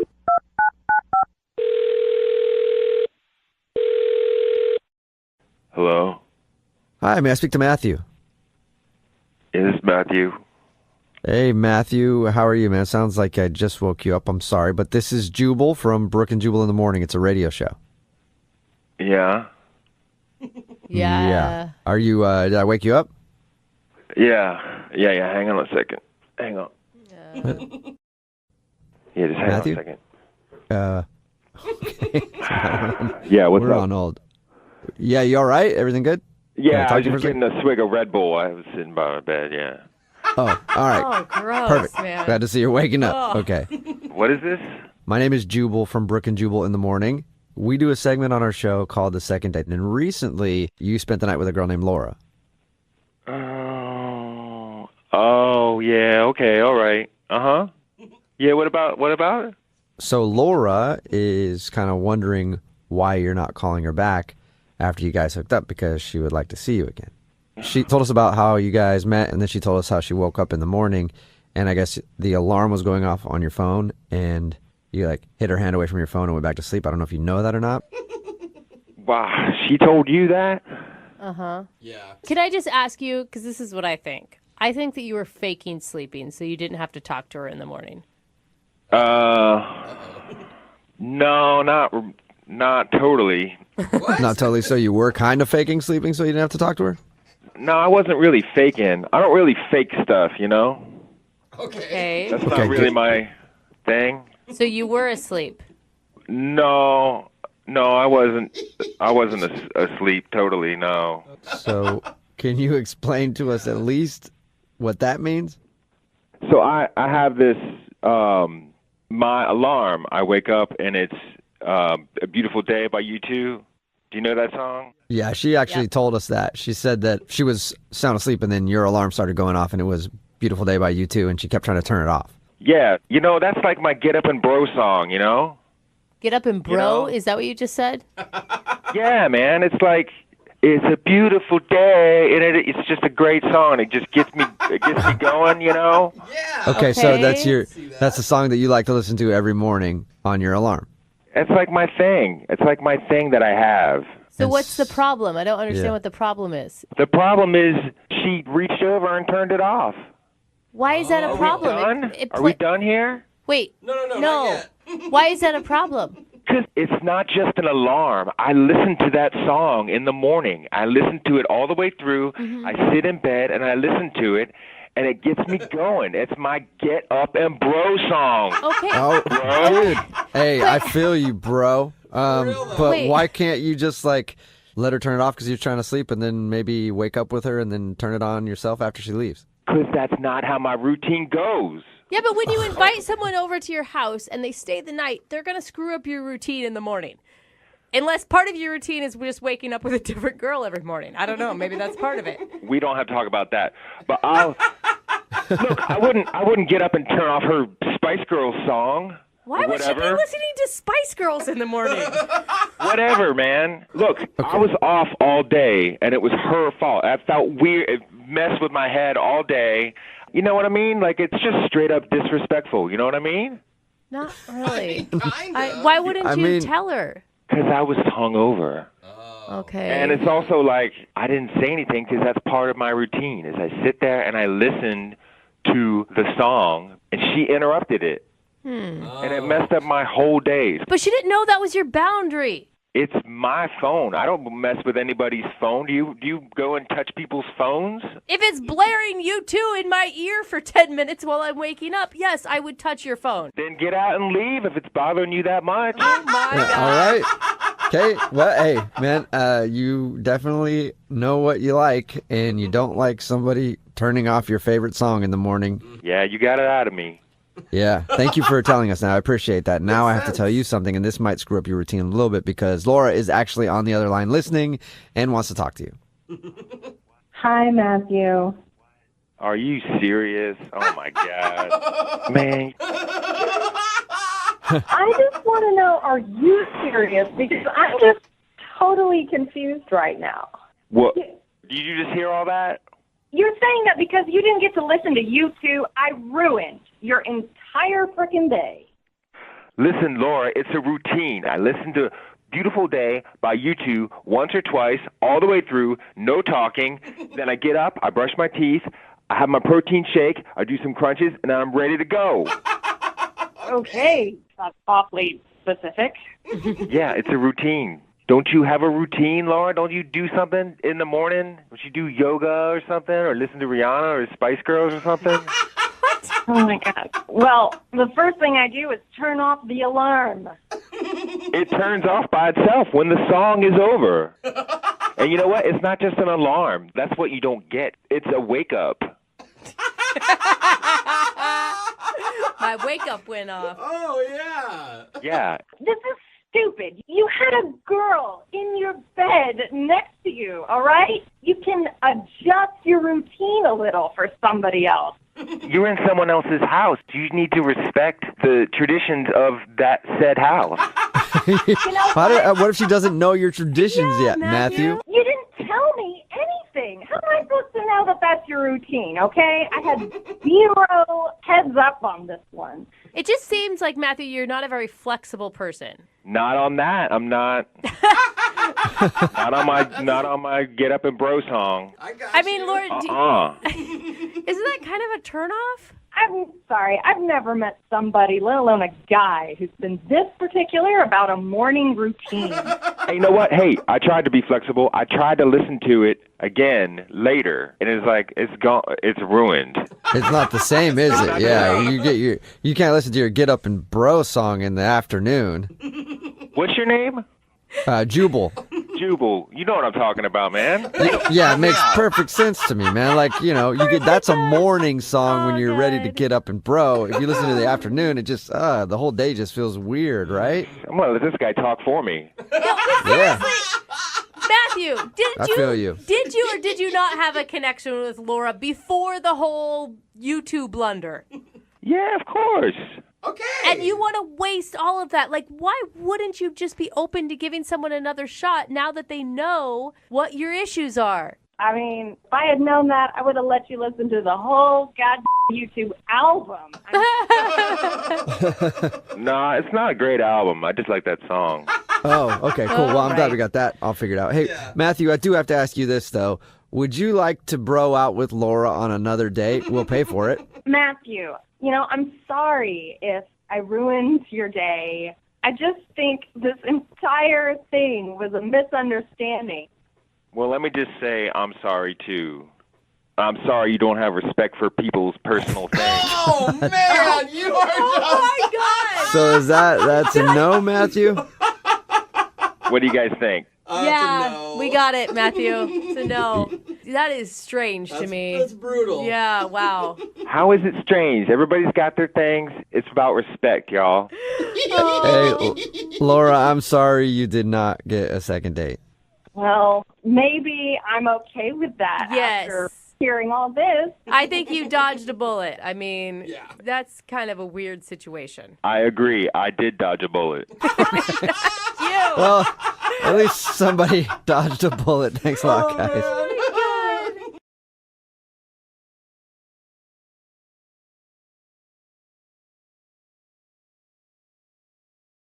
Lindsay is on the phone with us, and today she wants to call a guy named John. They were set up through mutual friends. They went out on a date, had a good time. She thinks the reason that she's not getting a call back is because she spent a good amount of the date talking about her nieces and nephews, like to the point where it may have seemed like she wants to have kids right away, and she thinks she could have scared him off. It's been 3 days since they had their date. He hasn't talked to her at all. And Lindsay, I think you might be jumping the gun. Here's what I think happened. Okay, what do you think happened? I think that after your date, he wanted to impress you so bad, he booked a flight to Ethiopia and has been adopting a kid ever since. And you just got to wait, a couple weeks for him to clear customs, come back with the kid to impress you, and you have an instant family. Yeah. No? That would be very impressive if someone did that. Yeah. Well, he sounds like an impressive guy because you liked him a lot. And have you heard from your friends? Like, if they've heard anything from him? No, nobody seems to know anything. I mean, that's kind of why I called you guys. Okay. I'll dial the phone number and get him on the phone and find out if something did go wrong in your date, okay? Okay. Here we go.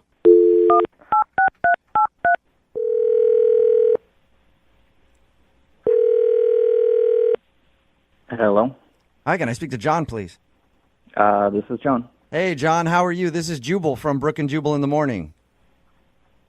Who?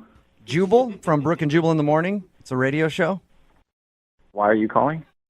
I'm calling because we recently got an email about you from one of our listeners, and they asked if we could get you on the phone. What? Yeah, you recently went out on a date with a girl named Lindsay, and Lindsay emailed us and said that she really liked you, but since the date, you haven't answered any of her texts or anything, so she thought maybe we could get you on the phone and find out why you're not calling her back. Wow. I'm sorry. This is weird. Yeah, it's a segment we do on our show regularly called The Second Date. Basically, the question is, did Lindsay do something wrong on her date with you? I mean, I don't want to say it. I don't want to say it?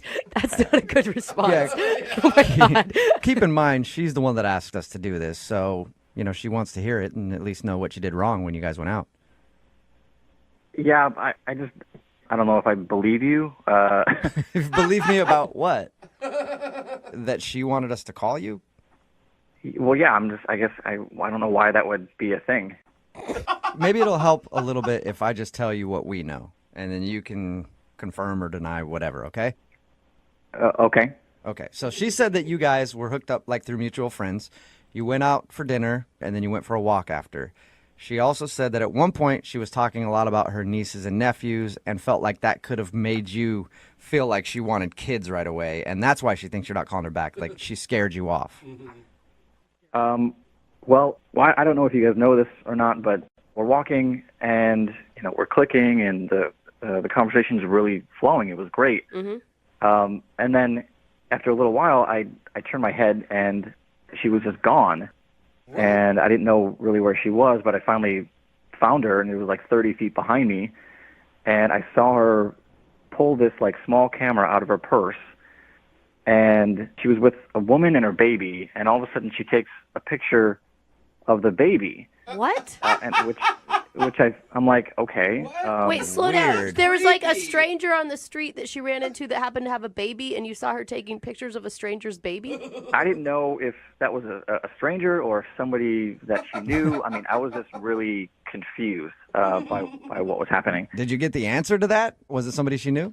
No, not at all. I mean, she handed her something, and so she finally came back, and I asked her like what that was about. Uh-huh. I'm like, did you know those people, and why are you taking pictures of babies?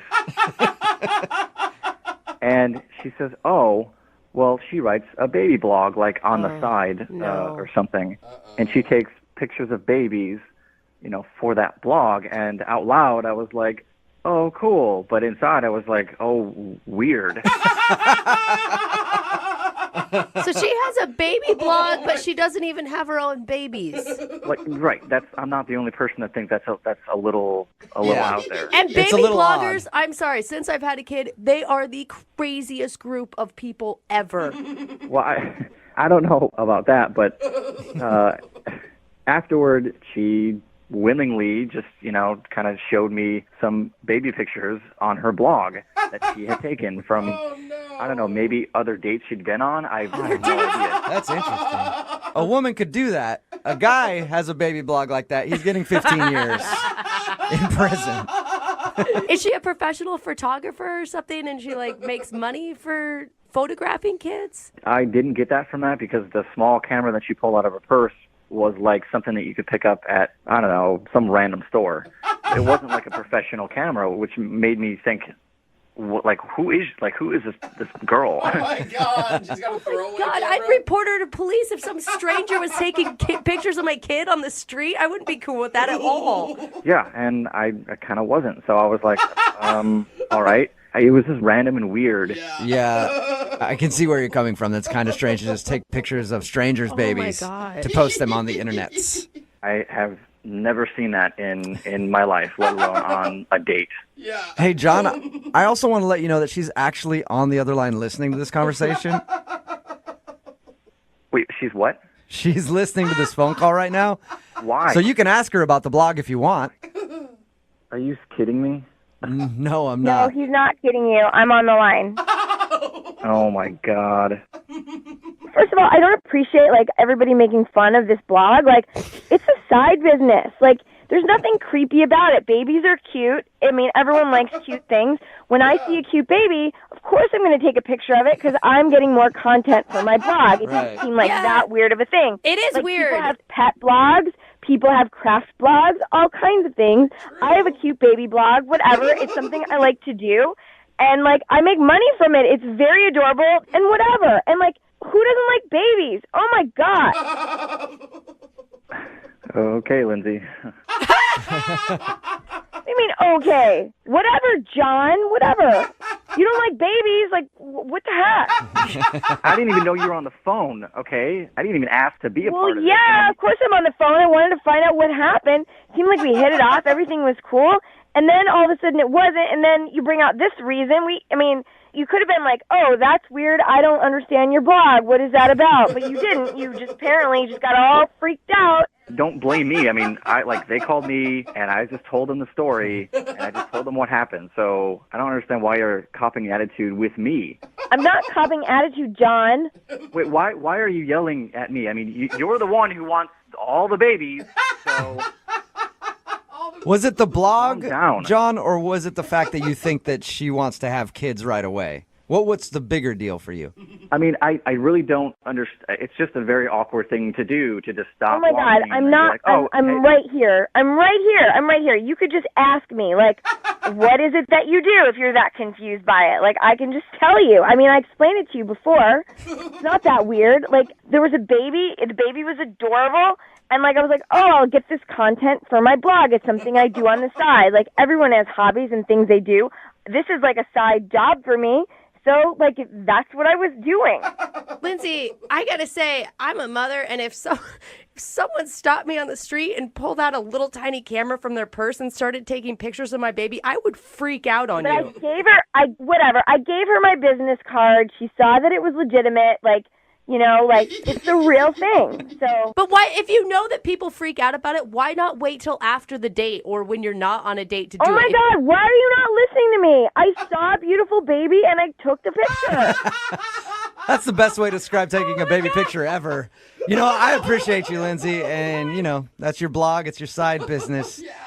But I could see where John's coming from, where maybe you want to wait and do that on your own time, not during the date necessarily. I see both sides. Just stop judging me. Oh my God, he's the only one on the he's on your side. All right. He's not on my side. He's ignorant like the rest of you idiots there. All right. I think you're getting a little defensive, Lindsay. No, I'm standing up for what I believe in. So if you hate babies, then just go yourself. Lindsay, I don't necessarily like babies. I don't. I probably would not be a regular reader to your blog. After that, though, I will ask you, John, would you like to go out on a second date with Lindsay? We will pay for it. Absolutely not. Oh my God. I don't want to go on a date with you either. God, you don't like kids. You don't like babies. I would never go on a date with a baby hater like you, John. Okay, once again, I do not hate babies. It's just what happened on the date. It's you. It's not the babies, Lindsay. It's you. Whatever. Just grow a pair. Grow a pair. A little baby pair. Lindsay, thank you for doing the second date. I'm sorry it did not go like you wanted it to go. Yeah, whatever. I bet you're sorry. You don't seem sorry. But, hey, Lindsay, do you want to give out your blog real quick so people can go read about the babies? Hey. Oh, you. .com or .org? Surefire way to scare off a guy on a first date. Tell him that you want to have his babies ASAP. Shut up. No one says right that. there on the first date. And that's what Lindsay did during her first date, and that's why she thinks she's not getting a call back. Right, Lindsay? Oh, my. No, I didn't say that. No. Your email said that that's the reason you think he's not calling you back, though, because it may have seemed like you wanted to have babies, like, right away. No, I never really came out and said that, but it was, like, part of the conversation. Oh. And I'm thinking that might be the only thing that he could have, like, gotten weird about. How does that even come up? Are you, like, talking about your biological clock and how you don't have much time left? Oh, my God. No, not at all. No. All right, before we get into the baby talk, tell us how you met this guy. Okay, so I met John through my friends at work. He used to work with them, and now he doesn't anymore, but they still like him. And I don't know, I sort of been recently single, and I don't know, they were like, hey, we know this guy, he's cute, he's a little shy, what do you think? And I was like, sure, why not, like, great. So we got each other's numbers, and, like, we texted for, like, a day or two. We talked on the phone, and he seemed really nice, and he was really sweet, and then we went to dinner. Okay, and he seemed equally excited about all this? Yeah, I mean, he's shy, but I'm not, like, whoa, crazy, so I didn't think it was that, I didn't think that was, like, going to be too much or whatever. I don't know. Dinner went well. Like, talked about, like, a lot about his family, how he's close with his family. The one thing that I loved was that he didn't talk about his ex at all. And the last guy I dated, like, all he did was talk about his ex, and it was the worst. Yeah, did you bring that up at dinner? Like, oh my God, the last guy. No, I just paid attention to it. I was like, oh, he never brought up an ex-girlfriend. Oh, that is so great. Nice. All right, so tell us about the kids thing. Why do you think he's not calling you back because of that? What'd you say? Well, we were talking about our family, and like he was like asking me about trips, and I was like, oh, I just got back from visiting my sister. I hung out with my niece and my nephew, and they're 2 and 3, and they're so adorable. Like, my niece is so cute, she wants to wear a princess dress, and like I wore a princess dress with her, and I talked all about that. And my nephew, like, he really has these little action figure guys, and I played with it. Like, it was just, I don't know, I just had such the best time hanging out with them. That's cute. And after a little while, I realized, oh my God, I've been talking about my niece and nephew for like 10 minutes. I was like, oh. Were you also showing him pictures on your phone? Actually, I wasn't too bad about that. I only showed him a couple of pictures. Just a few. All right. I can understand that. If I was on a date with you and you just kept talking about your niece and nephew for a really long time, the kind of guy I am, I would have been like, she wants to have a family like right away. It would have definitely scared me a little bit. I don't know, but I don't know. But then when dinner was over, he said, I don't want this to be over. Do you want to go for a walk? Oh. And I was like, yeah, exactly. So I was like, oh, okay, I'm good. Yeah, that's great. So we sort of walked around for a while. Like, we just talked some more, and it was cool. And then he's like, all right, I got to go. And then he walked me to my car, and I said, okay, hey, well, text me. And then he was, like, really polite, like, said goodnight. But I thought, it was still kind of early. I thought we'd hang out more. There was no kiss. Yeah, no, Oh. Do you think that he was trying to get a kiss? Because I always think when a guy says, let's go for a walk, that's code for give me a little bit more time so I can work up my courage and maybe I can make this happen. Wait for a moment. Well, yeah, I don't know. I mean, he is really shy, like that's for sure. So I thought, well, maybe he wanted to, but didn't know how. And I thought I was like, oh my God, I don't want to be aggressive with this guy because I already talked about my niece and my nephew. So I didn't try to kiss him, or I didn't like lean up against the car and like look at him in a way that you could. How did you guys part ways? He was like, good night. That was kind of it. And he was really polite about it. All right. Peace. See you later. That was a fun walk. Have a good life. So he hasn't talked to you at all since the date? It's been 3 days, and I didn't hear from him at all. I texted him, but just one. I didn't go crazy. It was a one text that just like, hey, had a really great time. So nice to meet you. That's pretty much it. And then still haven't heard back and like nothing. 3 days isn't a really long time. Are you sure you still want to do a second date and not give it a couple more days? I mean, yeah, like in my book, like if a guy doesn't make plans in the next 48 hours, then there's something going on. Okay. Well, play a song, come back, call him, and find out if something is going on, and get your second date right after this. Okay? Okay, thank you. All right, hold on.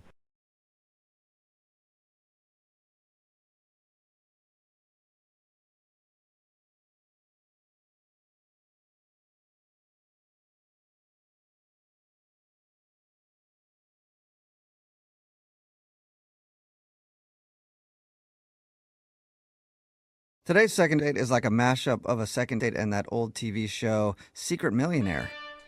Game show today. I forgot about that. If you missed the first part, Sean is on the phone for a second date. He wants to call this girl named Tracy. Sean is very rich. Apparently, he had a startup company, sold it, doesn't ever need to work again, but he has trouble finding women who are into him for just being Sean and not being ultra rich Sean. And he finally met a girl named Tracy that he really liked, but now she's not calling him back. On the date, he tried to appear as broke as possible, even though his bad car is a BMW. Yeah, he didn't take the Maserati or any of his other cars, but he took the BMW to the date. Didn't talk a whole lot about money or the fancy friends and the fancy parties that he goes to all the time. And just tried to downplay it, but now she's not calling him back. And on top of that, he actually bought her a plane ticket to go visit her family that he was wanting to give her on their second date. And she hasn't got back to him, so we're about to get her on the phone and find out the reason why. Sean, are you ready? Yeah, I mean, I just want to say, I didn't know you guys were going to, talk about all that stuff. I'm just trying to meet, a normal girl. Yeah, but from your description, it sounds like normal Sean didn't work, so you're willing to be rich Sean, and just, if she likes you for your money, you're okay with that now? No, I mean, just at the beginning, there's no need to just, flaunt my wealth. Well, then maybe you shouldn't have bought her a surprise plane ticket. I don't know. If that's your game plan for the second date, that probably isn't a very good strategy. It's like I said, it's not a big deal to me. Okay. It's just a plane ticket. Yeah. But, to her, it should be, a great time. And, I'd rather just be able to make people happy with my money than them just be happy because I have money. Yo, can you send some money to the station? Because I would be happy. I mean, let's see how this goes. Yeah, if it works out, we'll present you with a bill. It's fine. I'll get paid. All right, well, I'm going to dial her phone number right now, okay? All right, I appreciate it. Yep, here we go.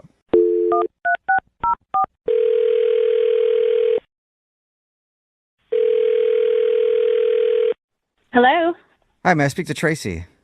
this is Tracy. Hey, Tracy, how are you? This is Jubal from the radio show Brooke and Jubal in the Morning. Hi. Hi. Hi, Tracy. How are you? Good. Have you heard the show before? I've heard of the show. I can't say that I really listened to the show. When are you guys on? Well, the show's called Brooke and Jubal in the Morning. I'll let you draw your own conclusion there. Get it? Yeah, okay. Yeah. Okay, yep. So, in the morning. Good morning. And we do a segment on our show called The Second Date. That's where if you go out on a date with somebody and they don't call you back, you can email us to get them on the phone and find out what happened. So we got an email about you. Okay. All right. It's from a dude named Sean. Oh, yeah. So why aren't you calling Sean back? I don't really want to embarrass him on the radio. What if I told you were an afternoon show? Would you be cool with it then? You in the afternoon? I don't know if I should say. Did he do something embarrassing on the date? not embarrassing like in the way that you think. Oh my gosh, where do I start? Because he has no idea. How well do you know Sean? He and I are great friends. We go back minutes. We don't know him that well. He emailed the show, and we talked to him about your date. He told us about it, and that's about as far as it goes. But he said it seemed like you guys had a really good time. He also said that you guys only hung out an hour, so how well could you even know Sean? Yeah, well, that's the thing. So before I went on the date, I Googled him. Okay. So I knew who he was, and I knew that he was pretty well off. Okay. So since that's out in the open, he did tell us that he tried to downplay how much money he has because he's trying to find someone that just likes him for him. Right. He said he took his Beamer instead of the Maserati. Well, so that wasn't really the problem. After I Googled him, I was a little bit excited, but I wasn't really expecting anything. But after being with him, he's so stingy. Stingy? Yes, about everything. What do you mean? Well, so for example, okay, when the bill came, he had an intense conversation, let's say that, with the waiter about the amount of the bill because he ordered a Caesar salad without croutons, but he was charged the full price. Oh, my God. Okay. And all this is going on, and you know he's rich, but he doesn't know you know he's rich. Right. You guys, though, I'm going to come to his defense. I mean, wouldn't it be refreshing? Like, the last thing you want is to go out with a rich guy who flaunts it in your face all the time. No, I'd love that. What about going out with a cheap rich guy? That is that's a good thing. There's a difference between frugal and stingy in my mind. That was kind of the whole mentality. It seemed like he just was nickeling and diming everything. And so, when we were leaving, the place that we went had valet parking, but he just breezed right by it like he was walking down the street for the free parking. And I just thought, really? You didn't even valet your car? I think that's smart. Come on, you brought the Beamer. I don't know. It felt stingy to me, the whole vibe. Right. So not just man, being I think you're frugal, but missing out. I mean, arguing over croutons, it seems a little bit extreme. Right. Well, Tracy, you know what? What? Sean is actually on the phone and wants to talk to you. What? He's on the phone? Yeah. Unless he's out of free minutes, he might have hung up. I don't know. Sean, are you still there? Yeah, I'm here. Tracy, just to be clear, as far as the croutons go, I ordered the salad. It was supposed to come with croutons. I didn't get croutons. And I'm just not okay with being told I'm going to get one thing and not get the other. So, I mean, maybe other people let it go, but that's how I was successful in business, by not letting people get away with things. Don't get away with the croutons. Yeah. But croutons? I mean, you're going to argue about croutons? It seemed petty is what it seemed. No, I mean, it's none of that. I mean, it's just being responsible. I ordered something, I didn't get it, and I shouldn't pay the full price for it. Yeah. But what about the valet parking? There was parking right there. I mean, you know how parking is where we live.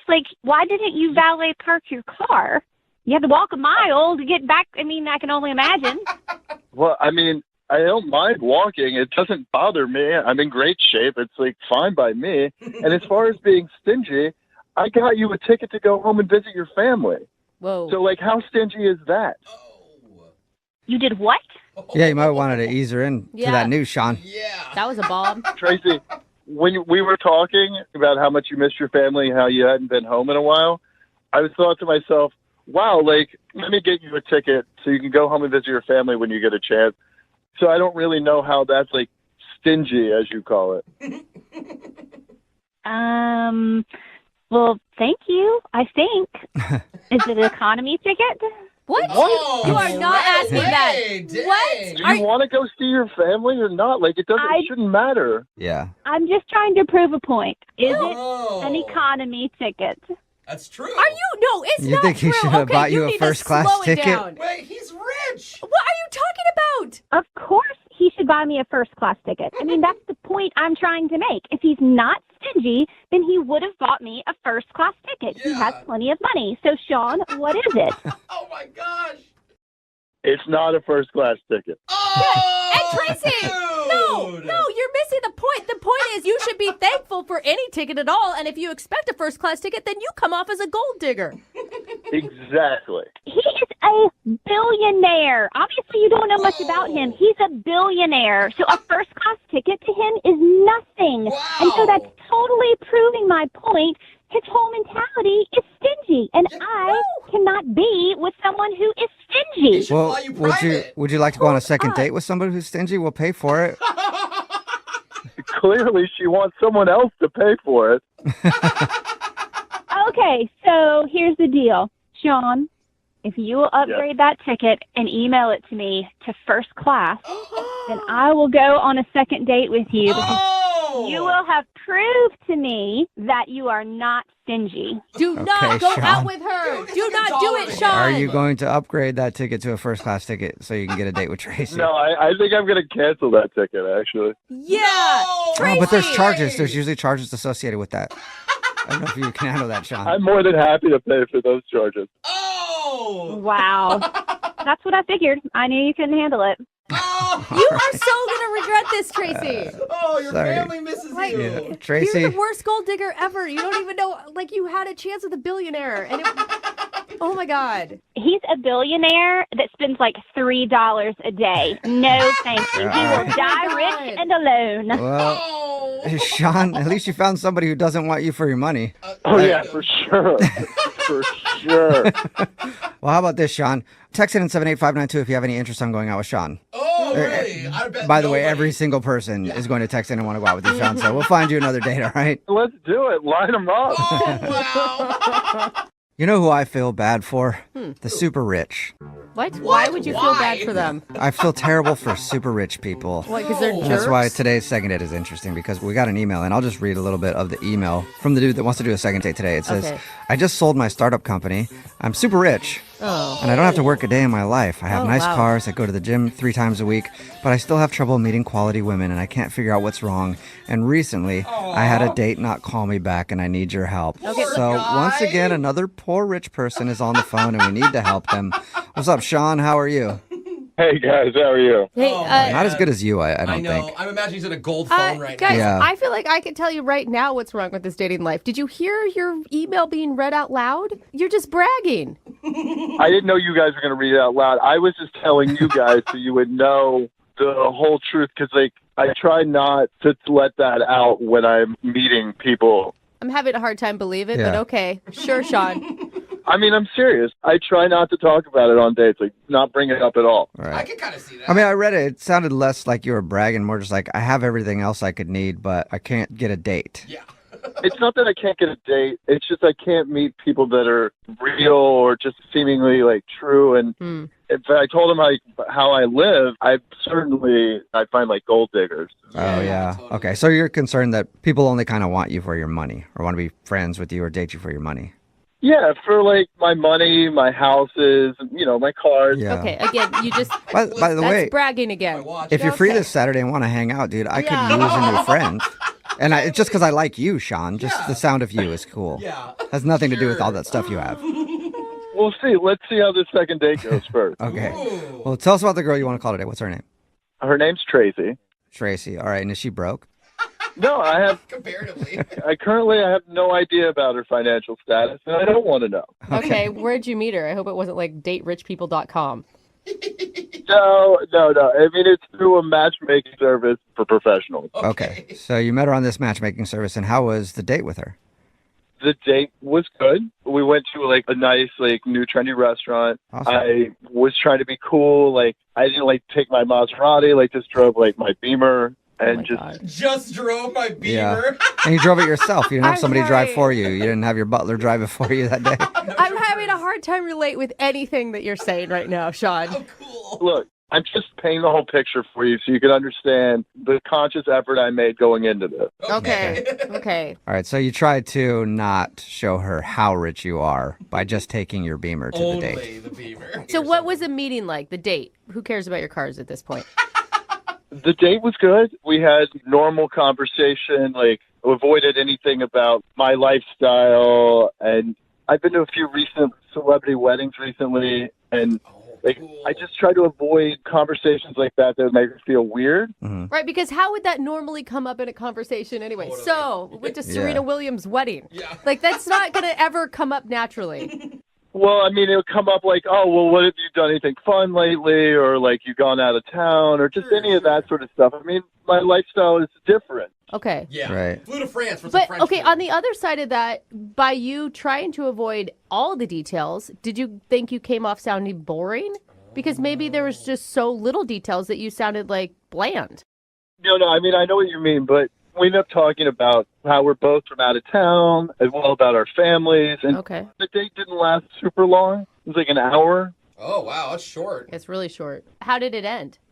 Well, I paid for the bill. And obviously. Then I was offered to see if she wanted to go to this party that I had been invited to. Oh. And she politely declined. You told her it was Beyonce's party. You should have told her that. She might have said yes. It's funny you say that because it actually was a celebrity who was throwing the party. Cool. But I wasn't, like, trying to tell her all that. Okay. And Well, good for you for not being a name dropper and just see if she wants to hang out with you, you know? Want to meet Leo? I mean, yeah. Yeah, I mean, that's what I was trying. I was trying to be cool and play it off. But the thing is, now she's not getting back to me. And she doesn't even know that I have a surprise for her. Ooh, what's a surprise? Whoa. So we were talking, and we were talking about her family and how she was from out of town. Mm-hmm. I got her a plane ticket to go home to visit her family. Oh, wow. That's super nice. Ooh, I don't know. And she's not answering you and you bought her a plane ticket? Oh, man. Well, she doesn't know about it. I feel like that's too much. Really? Yes, so much. You literally hung out for an hour and you're buying her a plane ticket to go visit her family. I would feel like you're a stalker. Like, that's yeah, but she over doesn't, the top. Does she know that, though? No, she has no idea. And then, like, when we were talking, it was clear how much she missed her family and how she hadn't been back to see him in a while. Yeah. Okay. It's not like I'm going. No, I know. But So it sounds like you're saying if she agreed to go out with you again, you were going to, like, surprise her with that on your date? Yeah, no, I thought it'd be a nice gesture, and I have the means to do it. So, yeah, that's what I was going to do. I'm thinking about what Brooke was saying, though. If he's just a normal guy, that might be a little much. I mean, she's not calling me back, so it's not like the normal guy routine's working either. Yeah, none of it's working for you. Wow. So Oh, poor That's guy. how many depressing. times have you tried to get a hold of her? I mean, I reached out to her just a couple of times, but I wasn't going to, like, go nuts trying to stalk her. Okay. So if we do the second date and she doesn't want to go out on a second date with you, are you still going to give her that plane ticket? You have to. Even if she doesn't want to go out, I'm happy to give her the ticket and let her go visit her family. Oh, wow. That better be okay. a first-class ticket, I just hope you yeah, know. it better be Yeah. first class. All right, well, we'll play a song and then come back and call her and get your second date update, okay? All right, man. All right, hang on.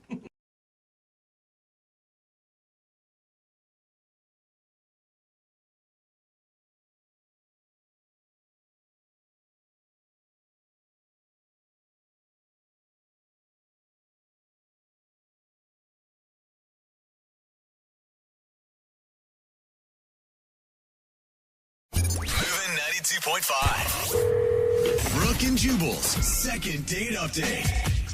You know, we don't air every single one of these second date updates. Yeah. We only air the good ones. Yeah.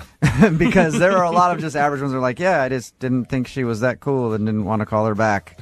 Yeah. Not very entertaining, Yeah. but No. we do get emails from weird people. All So, the time. And there's enough of them out there to fill quite a few hours of time. It's a reason Craigslist exists. Nicole is on the phone right now. Nicole, how are you? Hi, good. How are you? Good. Now, you emailed us about a guy named Tony. Tell us about your email. Well, I went on a date, just one date. I guess basically he hasn't called me back. You sound kind of nervous right now, Nicole. Are you nervous? I don't know. I feel a little funny about it, I guess. you know? Okay. What did you guys do on your date? I'm an actress. I'm in a play. And we met up to have drinks first, and then he came to see the play. Nice. Oh, I okay. love drunk actresses. It was one drink. Okay. It was kind of a risky move on my part, but you know. And then what happened? Well, I thought, we had this drink, and it was nice, and then I came out after the show, and he was gone. Like, he didn't text me. I couldn't find him. Did you have a bad performance? I don't think so. I thought it was, I've had lots of people tell me they thought it was great in the show. I don't know, maybe. Were you expecting, did you have high hopes?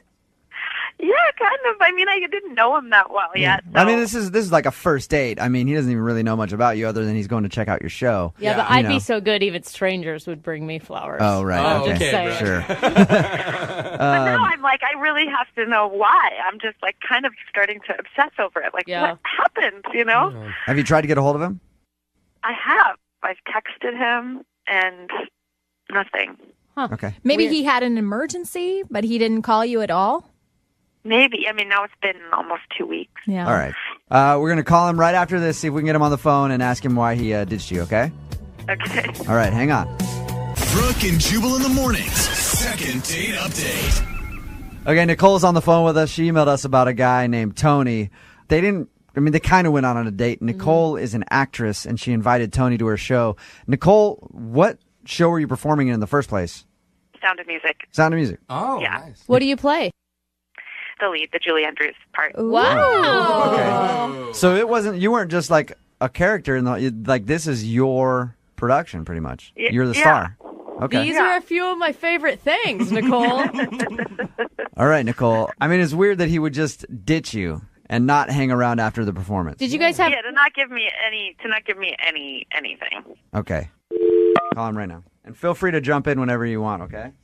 Hopefully in song. Okay. Dude, that'd be awesome. Second date update musical style.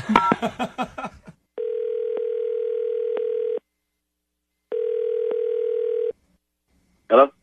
Can I speak to Tony, please? Yeah, this is Tony. Who's this? Tony, what's up, dude? This is Jubal from Brooke and Jubal in the morning. I'm moving 92.5. How are you? Oh, I'm good. What's happening? How are you? I'm good. Not bad. That is polite, Tony. Yeah, that is very polite of that's you. very nice. Any idea why we might be calling you? No, well, I've heard these updates on dates. Yeah. Are you guys calling about that? Second date update. Is that what you're calling for? Yeah, somebody emailed us about you. Any idea who it would be? I think so. It has to be this girl Nicole that I went out on a date with. She wants to know why you ditched her after you came to see her performance of The Sound of Music. Yeah. Did she tell you that it was sort of like an alternative sort of steampunk version? Did she mention this? What? So it wasn't a regular version of Sound of Music? Are you like a Sound of Music critic where you could only watch the original? I wouldn't say I'm a critic, but I know the movie. Did she tell you about every singing number that she had, what she did? She told us that she was performing in The Sound of Music. She told you to come watch it. You had plans to go out after, and you left, and she couldn't find you after the performance. That's all she told us. Well, okay, and so it's at this kind of dark kind of club called the Rebar. Oh, yeah. I've been to the Capitol Rebar. Hill. You know it? Okay. Yeah, so it's like an adult version or something. Whatever. Punk music. Yeah, except that every time she came out and did her numbers, and these are like, the sort of classic Julie Andrews songs, she went topless. Okay. It was a strip version of Sound of Music. Uh-huh. I think Okay, I have to say something. I told him ahead of time it was a progressive version. Like I said, this is not. I told him. Progressive could mean like different kind of music. You need to alert somebody that you're going to be topless. I said this was like Nicole. This was like the soft porn version, No, no. There wasn't anything artsy. It's not like it was porn. I mean, I told you, it's not like it's not a Fifth Avenue show. Right. But Nicole, like speaking from Tony's perspective, if someone were to go, "Hey, I'm performing this thing. It's pretty progressive," I'd be like, "Okay, cool. So like it's rock or something." And I showed up and you're topless. Like you should probably alert somebody to the fact that you're going to be naked if they're coming to see you for the first time and they don't even know you. Well, it's part of what the show is. Like I feel like it would take away from the whole point of what it's doing if I was to tell him ahead of time. It wasn't just to be like, this is like a pornographic version of Sound of Music. It's like there was a point, and I didn't want to. I don't know. I felt like I was ruining it, and I tried to like tell him. I tried in as many ways as I could to be like, kind of risque, cool. Right. He was like, yeah, totally, cool. Tony, you went expecting to see a musical, The Sound of Music, and ended up in the middle of a boob show, which is fine. It was totally gratuitous and unnecessary. It didn't make any sense. It doesn't work with the storyline. I mean, it just was bad. Like now It he's was critiquing not. the script. Thank you, Siskel. Tony, Yeah. so you're pretty conservative then. I don't know if I'm conservative, but The Sound of Music, man, it's sacred, isn't it? It's like I mean, his It's not Holy Grail. even about him seeing boobs on the first. It's like the Sound of Music. She just ruined the Sound of Music for me. Tony, I think the problem is you're maybe trying to date the wrong gender of people. no, I like girls. Okay, Tony, you're conservative and the boobs creeped you out, right? Yeah, and leave The Sound of Music alone. You know what I mean? Okay, we get it, Tony. Okay, It's get a off the classic. Sound of Music. Yeah, you love Julie Andrews. All right. Tony, will you go out with her again on a second date? We'll pay for you guys to go out again. Oh, you know what, guys? No, I'm sorry, man. Like, you should find Nicole somebody who wants to see that, but no, not for me. Really? I hope she finds somebody who wants to see her boobs. That's Me too. Yeah. Me too. Yeah. Well, Nicole. Thanks, though. I honestly, I'm not disappointed. I just needed to know why. Right. Nicole, so, I mean, you're not upset, but at least you got your answer. I got my answer. Okay. Also, I'd like to come watch you guys rehearse. If that's a possibility. Anytime, just let me know. Brooke and Jubal in the morning.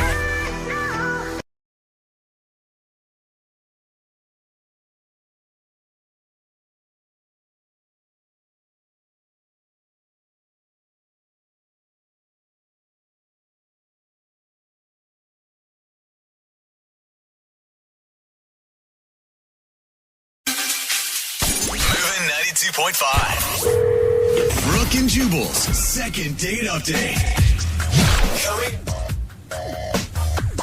Are you absolutely terrible at dating? Then go ahead and email us, brookandjubal at moving925.com. We'll do a second date update for you. Again, if you go out with someone and they don't call you back, we'll call and ask them why. We've got Alexa on the phone right now. Alexa, how are you?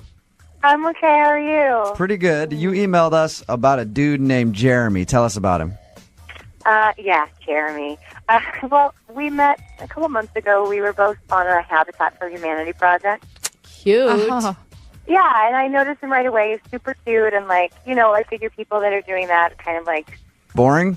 No, Super boring? No, they're Yeah. exciting Care and do about good other people. All right. Anyway, so you met him there, and then what happened? I met him there, and got to know each other a little bit. He seemed nice, and kind of got the vibe that he was interested. So I actually asked him out. Okay. He was talking one day about football, and I don't know anything about football, and he's obsessed. He loves it. All right. So I kind of was like, let's go watch a game sometime, and I'll learn about it, And it First was of kind all, it's called casual. it's called a football match, and That is not and they true, play it on Jubal. they play it on a football court. So that's what you should have said. Okay. So did you guys go watch football? We totally watched football. We went to this sports bar kind of place and watched games and had beers, and it was really nice. Okay. How'd the date end? Well, it just kind of petered out, honestly. It was okay. It wasn't bad. It was just I felt like his vibe changed as we went through it, and it kind of started to seem depressed. Did his team lose? Yeah, but Because I didn't. Did he seem upset after he lost? He didn't want to be there, or what happened? Yeah, kind of. But I also just felt even before that, his attention to me had kind of gone away. All right.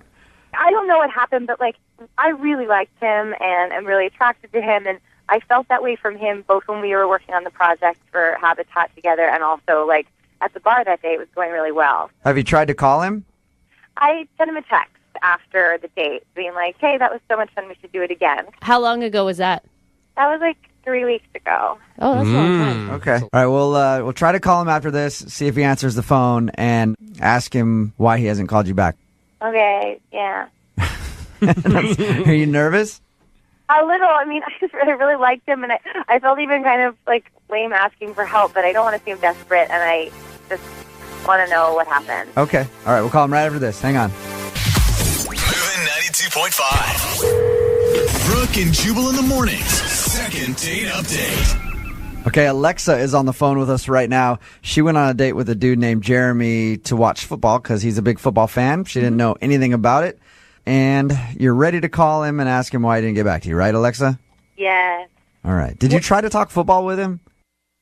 like a little bit. I don't. As I said, I don't really know a lot about it. I mean, my dad was a huge football fan. Right. Okay. And But- she didn't fake it. I mean, he Well- knew that she was a football virgin. Yeah, and that's okay. The annoying part is when a girl doesn't know and then tries to talk sports with you, and you're like, okay, you don't know what you're talking about. Would you please stop trying to be a guy's girl? So you did the right thing. I'm just wondering. All right, we'll call him right now and see if we can get him on the phone, okay? Okay. And you can go ahead and jump in anytime you want to talk to him. Okay.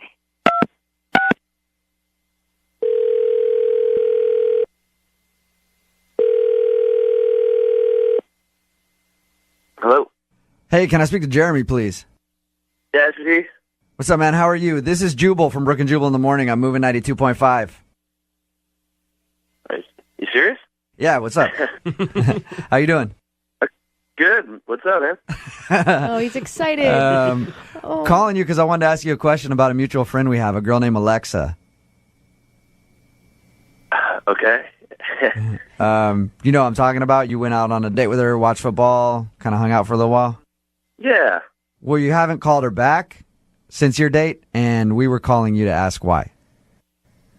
Why do you guys need to know? That is an excellent question, Jeremy. Very good question. She wants to know because she's wondering if she did something wrong. It's a segment we do on the show called Second Date Update, where if you go out on a date with someone and then they kind of blow you off, they email us to get a hold of that person. Okay. And the way she described it, you guys had a lot of fun on your date. Yeah, I mean, she's a really nice person, and we went out, and it didn't click, you All right. know? Any particular thing that she did that turned you off? I mean, if I'm being honest, okay, so it's stupid, but she didn't know too much about football, and I just didn't feel the click, you know? So just a turn off to you that she didn't know much about football? I mean, it was kind of cool that she didn't know too much about football, that she wanted to go to this bar and learn a little bit, but she was a Bears fan. I mean, I knew, What? yeah. She was a Bears fan? Are you not a Bears And not fan? just like, no, come on, Hawks, man. Yeah. But, I mean, not just like an annoying Bears, like, you know when somebody doesn't know what they're talking about, but they still root for it anyway? Oh, yeah. Wait, okay. Are you serious? Are you serious? Jeremy, that's Alexa. This is Alexa. This is Alexa. I'm listening. Alexa's on the phone with us right now, Jeremy. Are you kidding me because of a team? Because I grew up in Chicago? Are you kidding? That's insane. Is that really Okay. Like, who doesn't like the Bears? Like, the Bears are like the most lovable, like, great team ever. Alexa, Yeah, right. you said yourself that you don't know anything or care really about football, so how can you even be a fan? I grew up there. My dad was a big Bears fan, so, like, I love the Bears. Like, that's where I grew up. That's where I'm from. You can't hold that against me. Are you kidding? I think that's rational. I mean, that's her hometown, dude. It's like hometown Yeah, but pride. like, why even care about the team? Why do you worry about what she's caring about? Why does he even care that she likes the Bears? Jeremy, Yeah. really over a team? Look, there's just, when you go out on a date and you know that there's that one thing, you know you can never have a meaningful relationship with that person. Whoa, okay. Such a nice time. You were, like, touching my Again, hand. there's nothing wrong with Alexa except the Bears thing. Jeremy, I'm not going to go, and I mean, look, that's what I do with my buddies. We go, we watch Oh, football. you do with your buddies We and you love root for them. the Seahawks because you love the Seahawks so much. Have they ever won the Super Bowl? I thought Alexa, I thought you didn't know anything about football. Like now you're bringing up Super Bowls. They've never won the Super Bowl. I know that for a fact. Okay, Alexa, were you playing like you didn't know anything about football? Because from your reaction about the team and everything else, it sounds like you actually know some things about football. Not that much. I mean, some. I wasn't like faking it to be like all girly so he'd like me. Like I want to learn more. Like I mean, I knew the Bears. Like I knew the Bears from when I was a kid. I knew the Bears like that my dad loved. I think it's so crazy that we like connected and we potentially could have had a really nice time. And because of me being from Chicago, that's like the deal killer. Come on. See, football is important to me. I know it sounds stupid, but that's what I like. That's what I do, and it's something like I share with my friends. I'd like to share with the woman I. Don't you think it'd be nice to have something of your own? Like, I hate basketball. My husband loves it. He can have that. I don't care about it. It's like an emotional thing from growing up. Anyway, whatever. This is moot because I think you're kind of a jerk. Wow. There goes the truth. Jeremy, let me ask you this. Like, okay, I'm a huge Lakers fan because I grew up in LA and I love the team. If I met a girl who was a Celtics fan who is our number one rival, I would actually be okay with that because then we could talk trash. You know what I mean? Like, I would enjoy that. So you can't see that side of it where it might be kind of fun?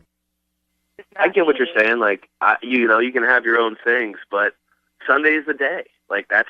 Yes. All right. Yes. I don't know. So you want somebody that roots for your team. That's fine. There's nothing wrong with that. I mean, that's your reason. To most people, Sunday is a sacred church day, but to Jeremy, it's all about football. It's the church sacred. of football. It's the church of football, yeah. As we do in all the second date updates, we'll offer you two another date if you'd like to go out. We'll pay for it. Oh. Cindy? Well, I would consider it, but only if he would wear a Bears jersey. Oh, wow. Sacrilegious. Jeremy? I mean, come on, man. Brooke and Jubal in the morning.